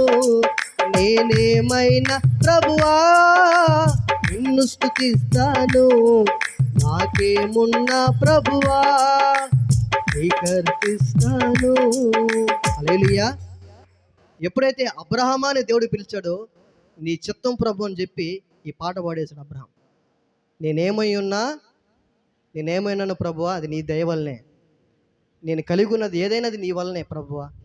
నేను కలిగి ఉన్న సమస్తాన్ని నీకు అర్పించేస్తా. ఏం చేయమని చెప్తావు చెప్పు? నాకున్న సమస్తాన్ని నీ సేవ కోసం అర్పించమంటావా? లేకపోతే నేను కలిగి ఉన్నటువంటి ఏదైనా సరే నీకు ఇచ్చేయమని చెప్తావా? చెప్పు ప్రభు, నీకు ఏదైనా ఇవ్వడానికి ఇచ్చిన నీకే అర్పిస్తా ప్రభు అంటే, నీవు నాకు ఏం అర్పించబడలేదు, కానీ నీకు ఒక్కడై ఉన్న నీవు ప్రేమించు ఇస్సాకుని నా కోసం అర్పించు. హల్లెలూయా. ఇద్దరంలో దేవుని వాక్యం వింటున్నటువంటి ప్రియ సహోదరుడా సహోదరి, మన జీవితాల్లో దేవుడు కొన్ని ఇవ్వకుండా పరీక్షిస్తే కొన్ని ఇచ్చి కూడా పరీక్షిస్తాడు. ఒకవేళ శ్రమల గుండా వెళ్తున్నావో, కష్టాల గుండా వెళ్తున్నావో, లేకపోతే నష్టాల గుండా వెళ్తున్నావో, నీ జీవితంలో నా జీవితం బాగుపడుతుంది అనడానికి నిరీక్షించడానికే ఆధారం లేకుండా ఏ స్థితిలో ఉన్నావో నాకైతే తెలియదు. నీ హృదయపు స్థితి నీవు కట్టుకున్న భర్తకి తెలియకపోవచ్చు, నీ హృదయపు స్థితి నీవు కట్టుకున్న భార్యకి తెలియకపోవచ్చు, పక్కనున్న వారికి కాకపోవచ్చు, స్నేహితులు కావచ్చు, ఎవరికైనా సరే తెలియపడకపోవచ్చేమో, కానీ నీ హృదయాన్ని చూస్తున్నవాడు ప్రభువుకు తెలుసు. హల్లెలూయా, హల్లెలూయా. ఆయన నిన్ను పరీక్షిస్తున్నప్పుడు శ్రమలో ఉన్న నీవు నాకు సహాయం దొరకటం లేదే అని నీవు మనసులో బాధపడి, నీ దేవుని మీద నువ్వు బాధపడి నీ జీవితంలో నువ్వు ప్రభువుకు దూరం అయిపోవద్దు. హల్లెలూయా. ఆ పరిస్థితులు ఉండగానే అబ్రహాంను పరిశోధించిన దేవుడు నిన్ను కూడా పరిశోధిస్తున్నాడని గ్రహించు. అబ్రహాంకు వాగ్దానం ఇచ్చిన దేవుడు 100 సంవత్సరాలైనా పుట్టడానికి అవకాశమే లేకపోయినా ప్రభు మాట ఇచ్చి నెరవేర్చేవాడు. అబ్రహాం జీవితం వాగ్దానం నెరవేర్చాడు. హల్లెలూయా.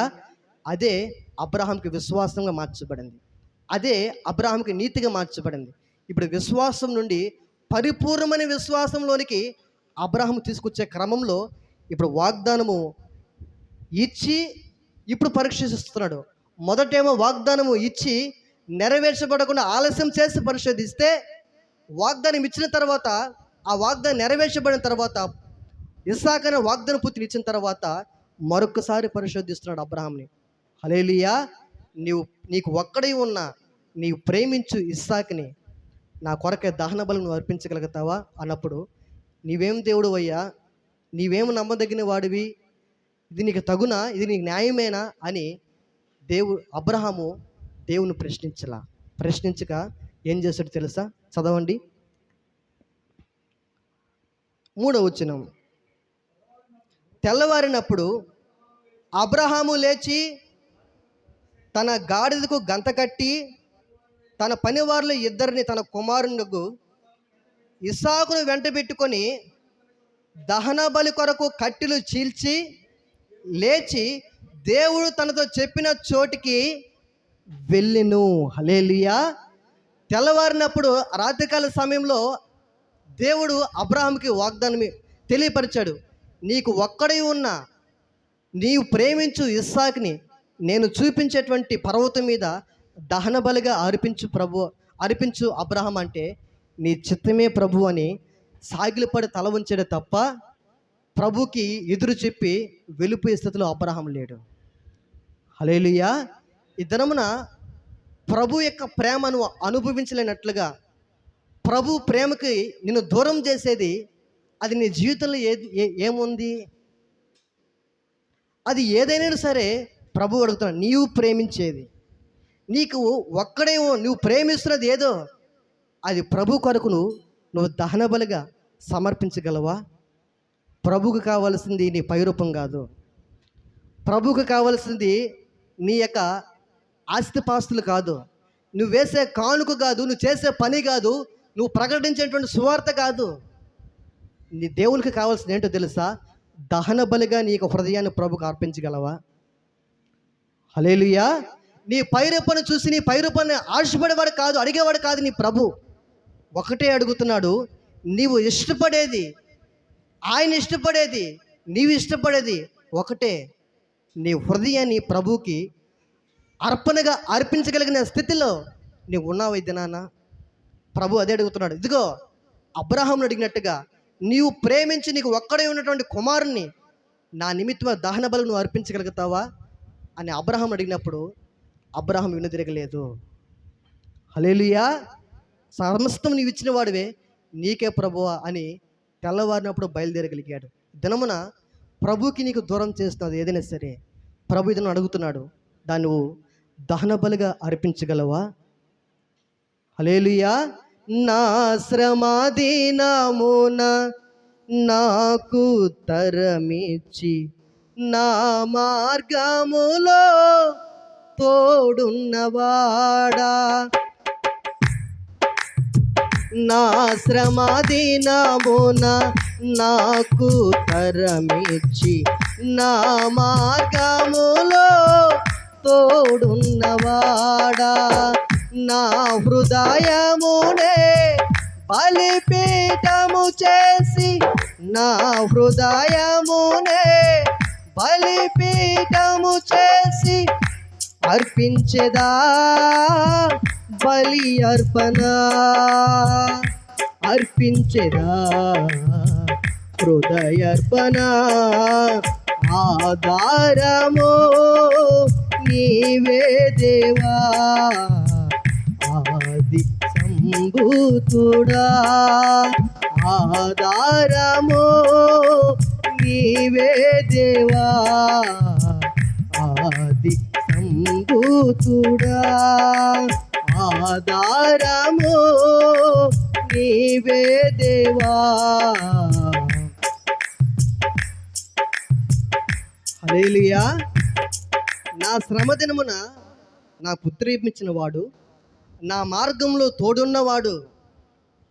నన్ను అర్పణ అడిగితే ఆ అర్పణ అర్పించేదా బలి అర్పణ, అర్పించేదా నా హృదయ అర్పణ అని రాసుకున్నాడు దైవజనుడు. హల్లెలూయా. అబ్రహాము జీవితాల్లో బలి అడిగితే మొట్టమొదటిగా అర్పించిందో తెలుసా? హృదయ బలి అర్పించాడు అబ్రహాం. హల్లెలూయా. కుమారుని ఇవ్వాలంటే మొదట అంతరంగులు ఏముండాలి? ఇవ్వాలనే ఒక స్థిరమైన నిర్ణయము, ఇవ్వాలనే హృదయపూర్వకమైనటువంటి మనసు మొదట ఇచ్చే ముందు ఎక్కడ క్రియ జరగాలో తెలుసా? అబ్రహాం యొక్క అంతరంగంలో క్రియ జరగాలి. ఆ క్రియే తెల్లవారినప్పుడు లేచి వెళ్ళేటట్లుగా అబ్రహాం జీవితంలో కట్టెల్ని చీల్చి ప్రభు చూపించే ఆ యొక్క పర్వతం మీదకి వెళ్ళేటట్లుగా చేసింది. హల్లెలూయా. నీ జీవితంలో నీవిచ్చేది అది ఏదైనా మొదట నీ అంతరంగము మార్చబడి, నీ అంతరంగము సరిచేయబడి, నీ అంతరంగము శుద్ధీకరించబడి, నీ అంతరంగము బలిగా మార్చబడి ప్రభుకి అర్పించిన తర్వాతే మిగిలిన అర్పణ ఏదైనా అంగీకరిస్తాడు.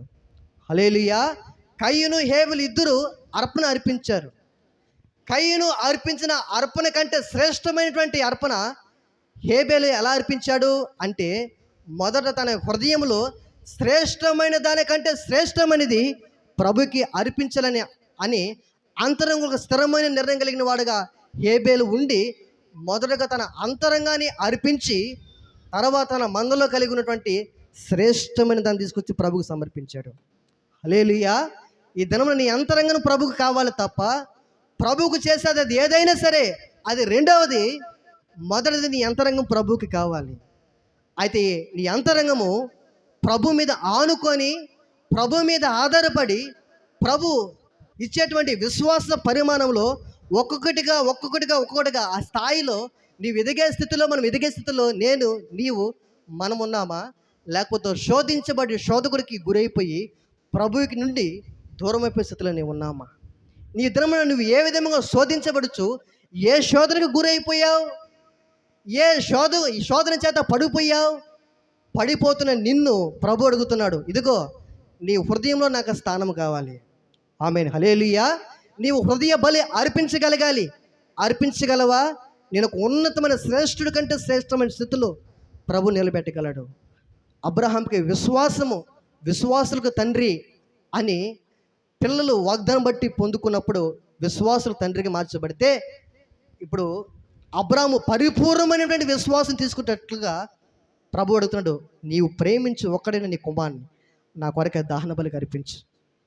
అబ్రహాం వెనుదిరగల తెల్లవారినప్పుడు వెంటనే లేచాడు, పనివారిని సిద్ధపరుచుకున్నాడు, తన కుమారుని లేపాడు, బయలుదేరి దేవుడు దహన బలి నిమిత్తమై పర్వతం మీదకి బయలుదేరమని చెప్పాడు.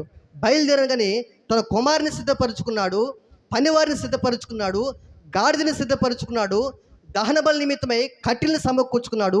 దేవుడు చూపించేటువంటి దేశానికి బయలుదేరి వెళ్ళిపోతున్నాడు. ఇది కదా నిజమైనటువంటి లోబడేటువంటి మనసు అంటే. హల్లెలూయా. ఒక్కని విధేయతను బట్టి అనేక మంది ఏమిగా మార్చబడతారో తెలుసా?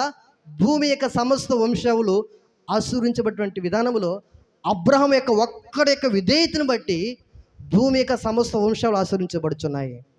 హల్లెలూయా. ఒక్కని అవిధేయతను బట్టి, ఆదామా నీ అవిధేయతను బట్టి భూమి యొక్క సమస్త వంశాలు శాపంగా మార్చబడితే, పాపముగా మార్చబడితే, అబ్రహాం యొక్క ఒక్క విధేయుని బట్టి, ప్రభుకి లోబడినటువంటి స్థితిని బట్టి, అబ్రహాం యొక్క ఒక్కను బట్టి భూమి యొక్క సమస్త వంశములు ఆశీర్వించబడుతున్నాయి. ఆ అబ్రహాం యొక్క వంశం నుంచి వచ్చిన వాడే మన రక్షకుడు యేసుక్రీస్తు ప్రభుల వారు. హల్లెలూయా. యేసుక్రీస్తు రక్తము ద్వారా ప్రతి పాపం నుండి మన పవిత్రుల్ని, పరిశుద్ధులను చేసి అబ్రాహాము వంశంలోకి చేర్చింది యేసయ్య రక్తం. హల్లెలూయా. నీవు కోరుకోలే, ఎప్పుడు నేను కోరుకోలే ఈ రక్షణ. మనం కోరుకోక మునిపే, శత్రులుగా ఉన్నప్పుడే ప్రభు మనల్ని ప్రేమించి, ఎటువంటి ప్రేమో తెలుసా? శత్రుల్ని కన్నెత్తి చూడలేము మనం. మనిషిక స్వభావం నైజం. శత్రులమై, పాపం అనేటువంటి శత్రుత్వం ద్వారా మన శత్రులమై ఉండగానే నీ కొరకై నా కొరకై ప్రాణం పెట్టేసినంత ప్రేమ మనం ఆరాధన చేస్తున్న యేసుక్రీస్తు ప్రభువుది. హల్లెలూయా. అబ్రహాము ఎప్పుడైతే ఆ మాట ఎప్పుడైతే విన్నాడో వెందరక వెళ్ళిపోయాడు. పనివారు చెప్తున్నాడు, అయ్యా మీరు ఇక్కడే ఉండండి, నేను ఈ చిన్నవాడు వెళ్ళి ఏం చేసి వస్తామంటున్నాడు. చదవండి 5వ వచనం. తన పనివారితో, మీరు గాడిదతో ఇక్కడే ఉండుడి, నేనును ఈ చిన్నవాడును అక్కడికి వెళ్ళి ఏంటంట, దేవునికి మొక్కి మరలా మీ యొద్దకు వచ్చేదామని చెప్పి. హల్లెలూయా. చూడండి, అబ్రహాం జీవితం ఎంత నిరీక్షణ కలిగిన వాడుగా ఉన్నాడు. మేము దహన బలి ఆడ అర్పించి మరలా తిరిగి వచ్చేదము. ఇప్పుడు దేవుడు ఎవరిని దహన బలి అడిగాడు? అబ్రహాంను అడిగాడు. ఎవరిని అడిగాడు? ఇస్సాకుని అడిగాడు. ఇస్సాకు, అబ్రహాం ఇద్దరు పర్వతం మీదకి వెళ్ళి ఆ దహన బలి అర్పిస్తే తిరిగి వచ్చినప్పుడు ఎవరు రావాలి? అబ్రహాం ఒక్కడే రావాలి. కానీ అబ్రహాం అంటున్న మాట ఏమిటో తెలుసా? అయ్యా మీరు మీ పనివారితో, మీరు ఈ గాడితో మీరు ఇక్కడే ఉండండి, నేను ఈ చిన్నవాడు వెళ్ళి బలి అర్పించి దేవునికి మొక్కి బలి అర్పించి తిరిగి మరలా మీ యొద్దకు వచ్చేద్దాము. హల్లెలూయా. ఏంటి విశ్వాసము అంటే, అబ్రహాము జీవితంలో పిల్లలు పుట్టడానికి అవకాశమే లేనప్పుడు పిల్లలు పుట్టించిన దేవుడు, బలిని అడిగిన దేవుడు, బలి అర్పించిన ఇస్సాకు మరణాన్ని జయించి తిరిగి లేచిన పునరుద్ధరణ దేవుడు ఆరాధన చేసినటువంటి అబ్రహాము జీవితంలో ఇస్సాకు బలిగా అర్పించబడ్డ, మరణపు ముళ్ళను విరిచిన దేవుడు ఇస్సాకును మరలా బ్రతికించగలటువంటి పరిపూర్ణమైనటువంటి విశ్వాసము అబ్రహాము జీవితంలో ఉన్నది. హల్లెలూయా. ఏంటయ్యా అబ్రహాము నిరీక్షణ అంటే, ఆయన ఏదైనా చేయడానికి సమర్థుడు. హల్లెలూయా. ఆయన ఉన్నది లేనట్టుగా చేయగలడు, లేనిది ఉన్నట్లుగా చేయగలడు. ఆయన ఏదైనా చేయగలడు దేవుడు, సమర్థుడైన దేవుడని అబ్రహాము తన విశ్వాస జీవితాల్లో ఒక్కొక్కటిగా తన దేవుని గురించి అనుభవపూర్వకంగా తెలుసుకుంటూ విశ్వాసం ఎదిగాడు అబ్రహాం. కనుకనే పిల్లలు పుట్టడానికే స్త్రీ ధర్మం నిలిచిపోయినప్పుడే ఆయన పిల్లలు కలిగించేసినప్పుడు ఇస్సాకు బలిగా మార్చబడ్డ ఆయన ఎందుకు బ్రతికించలేడు? ఆయన బ్రతికించగలడు. ఆయన మాట ఇచ్చి నెరవేర్చేవాడు గనుక ఆకాశ నక్షత్రాల వల్లే ఇసుక రేణువులంత విస్తారమైన జనాన్ని భూమి యొక్క సమస్త వంశులు ఎందుకు ఆశ్రయించబడతాయని చెప్పిన దేవుడు ఇస్సాకుని ఇస్తే బలిగా అర్పించిన తర్వాత ఆ వాగ్దానం బట్టి దేవుడు ఇందుకు నెరవేర్చబడని విశ్వాసంలో నుండి పరిపూర్ణమైనటువంటి విశ్వాసంలోనికి అబ్రహాం వస్తున్నాడు. హల్లెలూయా. మరి దినం ఈ వాక్యం వింటున్న నీ జీవితాల్లో విశ్వాసంలో నీవు దినదినాన సంవత్సరాలు గడిచే కొలది నీ దేవుని గురించి విశ్వాస పరిమాణపు స్థాయిలో పెరిగే స్థాయిలో నీవు ఉన్నావా? లేకపోతే విశ్వాసపు స్థాయిలో దినదినము సంవత్సరాలు గడిచే కొలది దిగజారిపోయి శాపంలోనే నీ జీవితానికి శాపానికి అప్పగించుకొని సంతోషము, సమాధానము, నెమ్మది లేక ప్రభు ఇచ్చే రక్షణ, ఆనందాన్ని, సంతోషాన్ని అనుభవించలేకుండా నిన్ను దిగజారుస్తున్నది ఏమిటి? అయితే ఆ దిగజారుస్తున్నది దానినే ప్రభు అడుగుతున్నాడు. నువ్వు ప్రేమిస్తున్నావు కదా దాని ప్రభుకు నువ్వు అర్పించగలిగితే అబ్రహాముని విశ్వాసుల తండ్రిగా మార్చినట్లుగా, విశ్వాసం నుండి పరిపూర్ణమైన విశ్వాసంలోనికి అబ్రహాముని ప్రభు మార్చినట్లుగా నిన్ను కూడా భూమి యొక్క సమస్త వంశం ఆశీర్వించబడ్డట్టుగా నిన్ను బట్టి, నీ కుటుంబాన్ని బట్టి ప్రభు నిన్ను దీవించి ఆశీర్వించే దేవుడే ఉన్నాడు. హల్లెలూయా. ఎప్పుడు తెలుసా? నీ హృదయ అర్పించగలిగితే. అబ్రహాము మొదటగా హృదయాన్ని అర్పించాడు, రెండవదిగా తన కుమారుని అర్పించడానికి పర్వతం మీదకి వెళ్ళిపోతున్న క్రమంలో తిరిగి మరలా వస్తామని నిరీక్షణ కలిగిన వాడుగా అబ్రహాం ఉన్నాడు. హల్లెలూయా. ఇప్పుడు బాగానే ఉంది, పనివారిని అక్కడ పెట్టి బయలుదేరుతున్నాడు.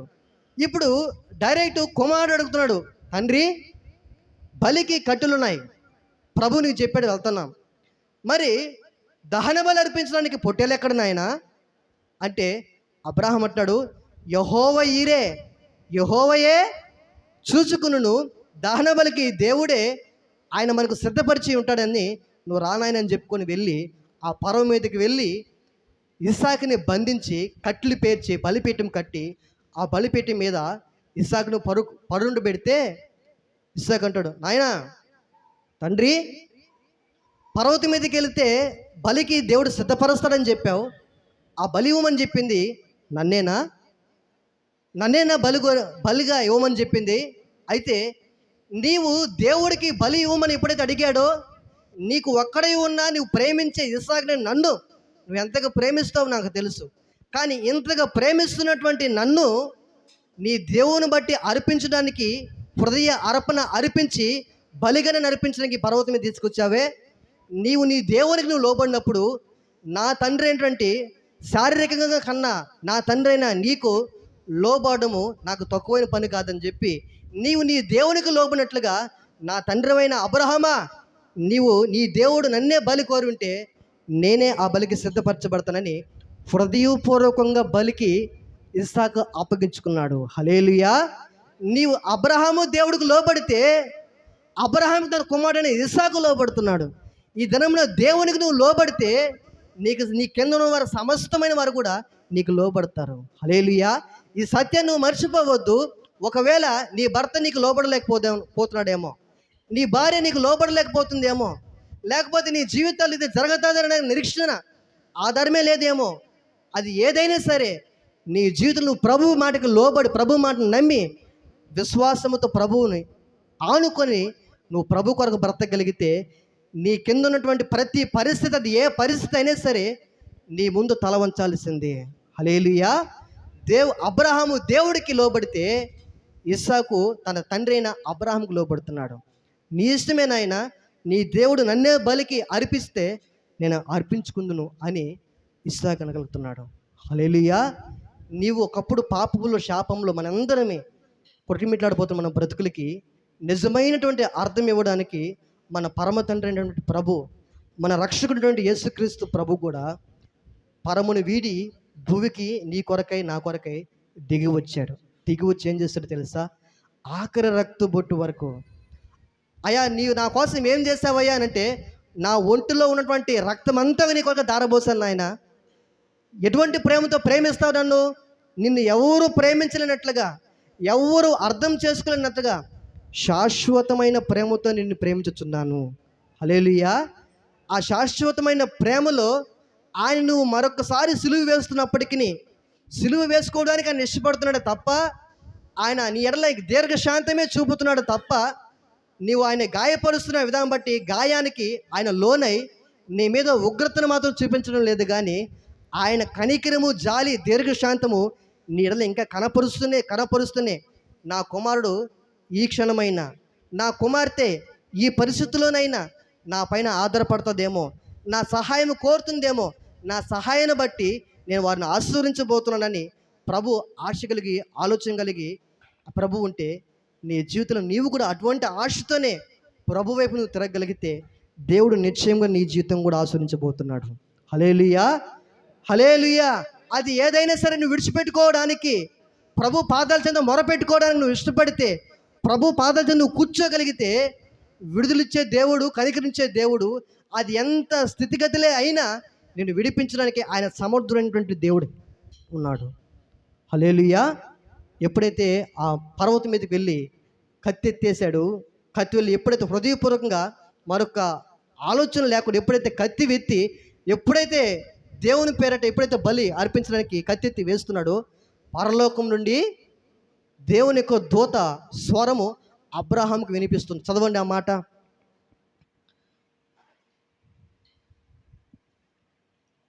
22వ అధ్యాయము 14వ వచనం నుండి 15వ వచనం చదువుకుందాం.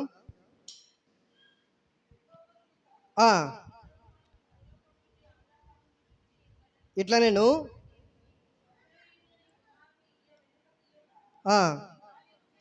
క్షమించండి, 22వ అధ్యాయము 11వ వచనం. యెహోవా దూత పరలోకము నుండి అబ్రహామా అబ్రహామా అని అతను పిలిచెను. అందుకతడు చిత్తము ప్రభువా నేను. అప్పుడు ఆయన, ఆ చిన్నవాని మీద చెయ్యి వేయకుము, అతని నేనేమయూ చేయకుము. నీకు ఒక్కడై ఉన్న నీ కుమారుని నాకీయక వెనుతీయలేదు గనుక నీవు దేవునికి భయపడువాడవని ఇందువలన నాకు కనబడుచున్నది అనెను. హల్లెలూయా, హల్లెలూయా. దేని బట్టి అని తెలుసుకున్నాడంట? తాను ఒక్కడై ఉండి తను ప్రేమించేటువంటి ఇస్సాకుని బలి అర్పించడానికి వినుదీయలేదు గనుక దీన్ని బట్టి నేను తెలుసుకుంటున్నాను, నీవు దేవునికి భయపడువాడవని. హల్లెలూయా. ఆ పరిశోధన పరీక్ష అబ్రహాముని ఏం చేస్తుందో తెలుసా? అబ్రహాము జీవితంలో దేవుని కోసం ఆయన ఏదైనా చేయగలడని, దేవునికి భయపడేవాడని, మనుషులకు కాదని, ఈ లోక సంబంధమైన వాటి మీద మనసు లేనివాడని, దేని నిమిత్తమై భయం లేదు, దేని నిమిత్తమై ఆశ లేనివాడని, తన దేవుని మీద మాత్రమే ఆధారపడి తన దేవుని మాత్రమే సంతోషపెట్టగలిగి తన దేవుని చిత్తం మాత్రమే చేయాలని ఆశ కలిగిన వాడుగా, దేవునికి భయపడు వాడుగా, దీన్ని బట్టి నేను తెలుసుకున్నానని పరలోకం నుండి ఒక స్వరం వినబడుతుంది. హల్లెలూయా. నిన్ను బట్టి నీ భర్త నిన్ను గురించి ఒక సాక్ష్యం ఇవ్వగలడా? నిన్ను బట్టి నీ భార్య ఒక సాక్ష్యం చెప్పగలగదా?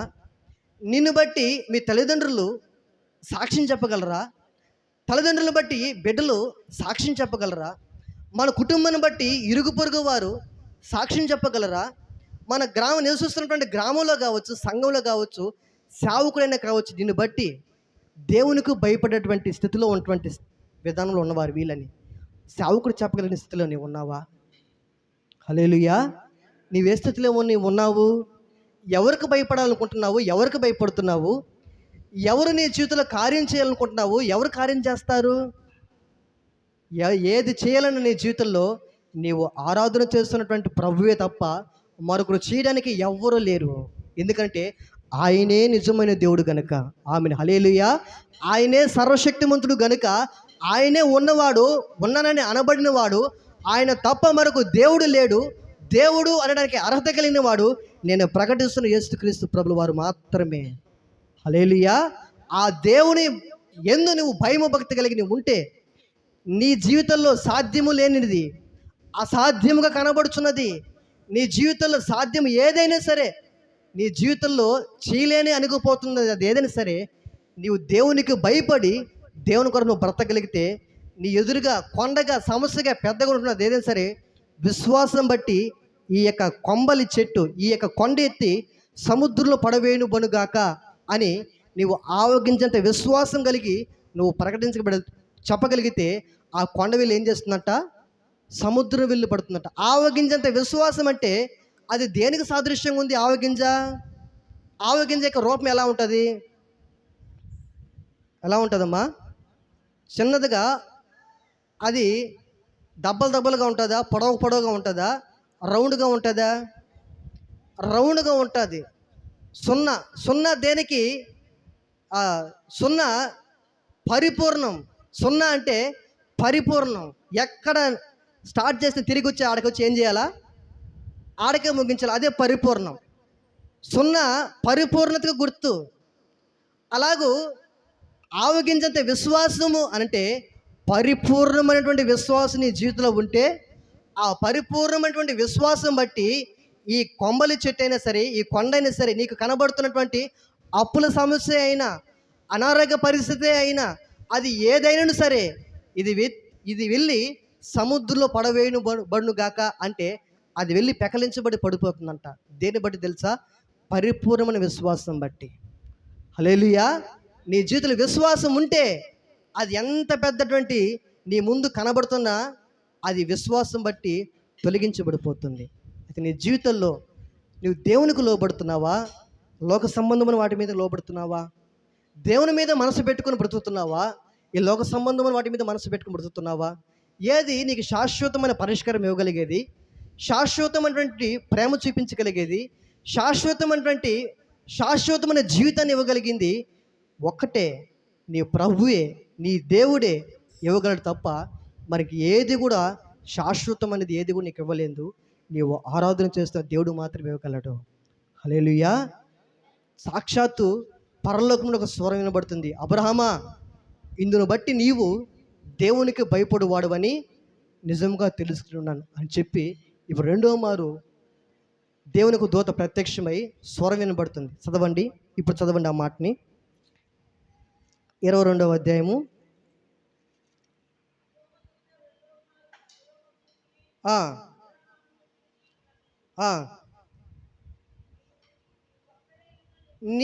నీకు ఒక్కడై ఉన్న నీ కుమారుని వెనుగుతీయక ఈ కార్యము చేసినందున నేను నిన్ను ఆశీర్వదించి ఆకాశ నక్షత్రముల వలెను సముద్ర తీరమందుల ఇసుక వలెను నీ సంతానమును నిశ్చయముగా విస్తరింపచేసేదను.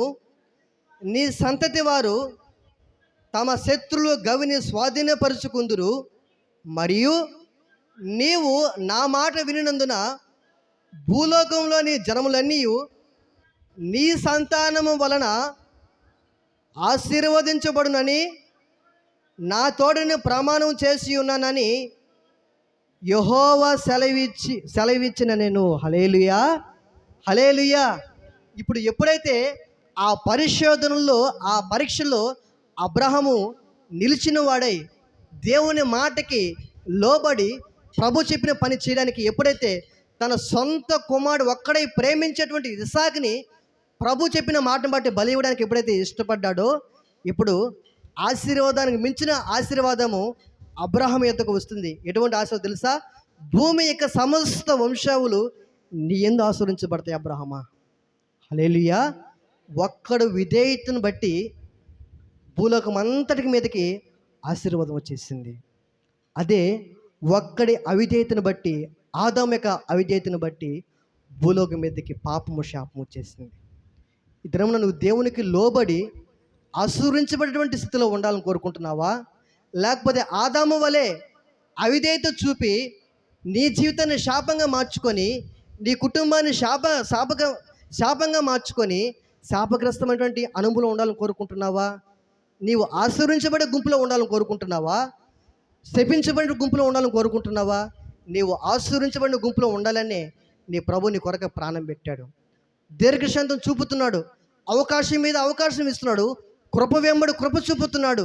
ఎన్నో మరణపు ఊరులు నేను ఆవరించినప్పటికీ ఆ మరణపు ఊరులన్నిటిని తప్పించి నీడల కృప వెంబడి కృప చూపుతూ ఉన్నాడు. హల్లెలూయా. ఆ కృపను నువ్వు కాలదనుకుంటే, ప్రభు చూపుతున్న కృపను వదిలిని వెళ్ళిపోతే మనకు మించిన దౌర్భాగ్యం మరొకరు ఉండడు. అందుకనే ఈ జీవిత కాలం మట్టుకే క్రీస్తునందు నిరీక్షించిన వారమైన ఎడల మనుషులందరికంటే దౌర్భాగ్యం అయిపోతుంది మన వాక్యం సెలవిస్తుంది. ఈ జీవితకాలం మట్టే కాదు, మన ప్రభువుని ఆరాధిస్తుంది, అంగీకరిస్తుంది, త్యాగం చేసుకుని ప్రభు కొరకు బ్రతుకుతున్నది. మరణం తర్వాత మరొక జీవితం ఉందని అందులో ప్రవేశించబడిన నిమిత్తమై ఆయన మరణం తర్వాత జీవితాన్ని కూడా చాలిన దేవుడని ఆయన ఆరాధించి ఆయన కొరకు బ్రతుకుతున్నాం. హల్లెలూయా. అలాగూ కాక ఈ జీవితకాలం మట్టుకే, ఈ జీవితకాలం నీ అవసరం తీర్చబడిన నిమిత్తమై, సుఖంగా బ్రతుకుడిన నిమిత్తమై, నీ జీవితంలో అనుభవించబడిన నిమిత్తమై నువ్వు ప్రభువుని తెలుసుకొని నీ జీవితాన్ని ముగిస్తే దాని కొరకు కాదు ప్రభువుని నీ కొరకు ప్రాణం పెట్టింది, దాని కొరకు కాదు నీ కొరకు రక్తం కాచింది. మరణము తర్వాత మరొక జీవితం ఉంది, అందులోనికి ప్రవేశించే నిమిత్తమై నీ కొరకు ప్రాణం పెట్టాడు. నీవు అటువంటి స్థితిలో ప్రభువుకి లోబడి, ప్రభువుకి భయపడి, ప్రభు కొరకు నువ్వు జీవించాలని ఆశపడి నీ హృదయాన్ని, నీ బలిగా నీ హృదయాన్ని ప్రభువు సమర్పించగలిగితే అబ్రహాంను ఆశీర్వదించిన దేవుడు నిన్ను కూడా ఆశీర్వదించే దేవుడే ఉన్నాడు. దేవుడు ఈ వినికిడిలో ఈ మాటలను దీవించి ఆశీర్వదించి నీరు కట్టి ఫలింపజేయును గాక. ఆమేన్. ప్రార్థన చేసుకుందాం.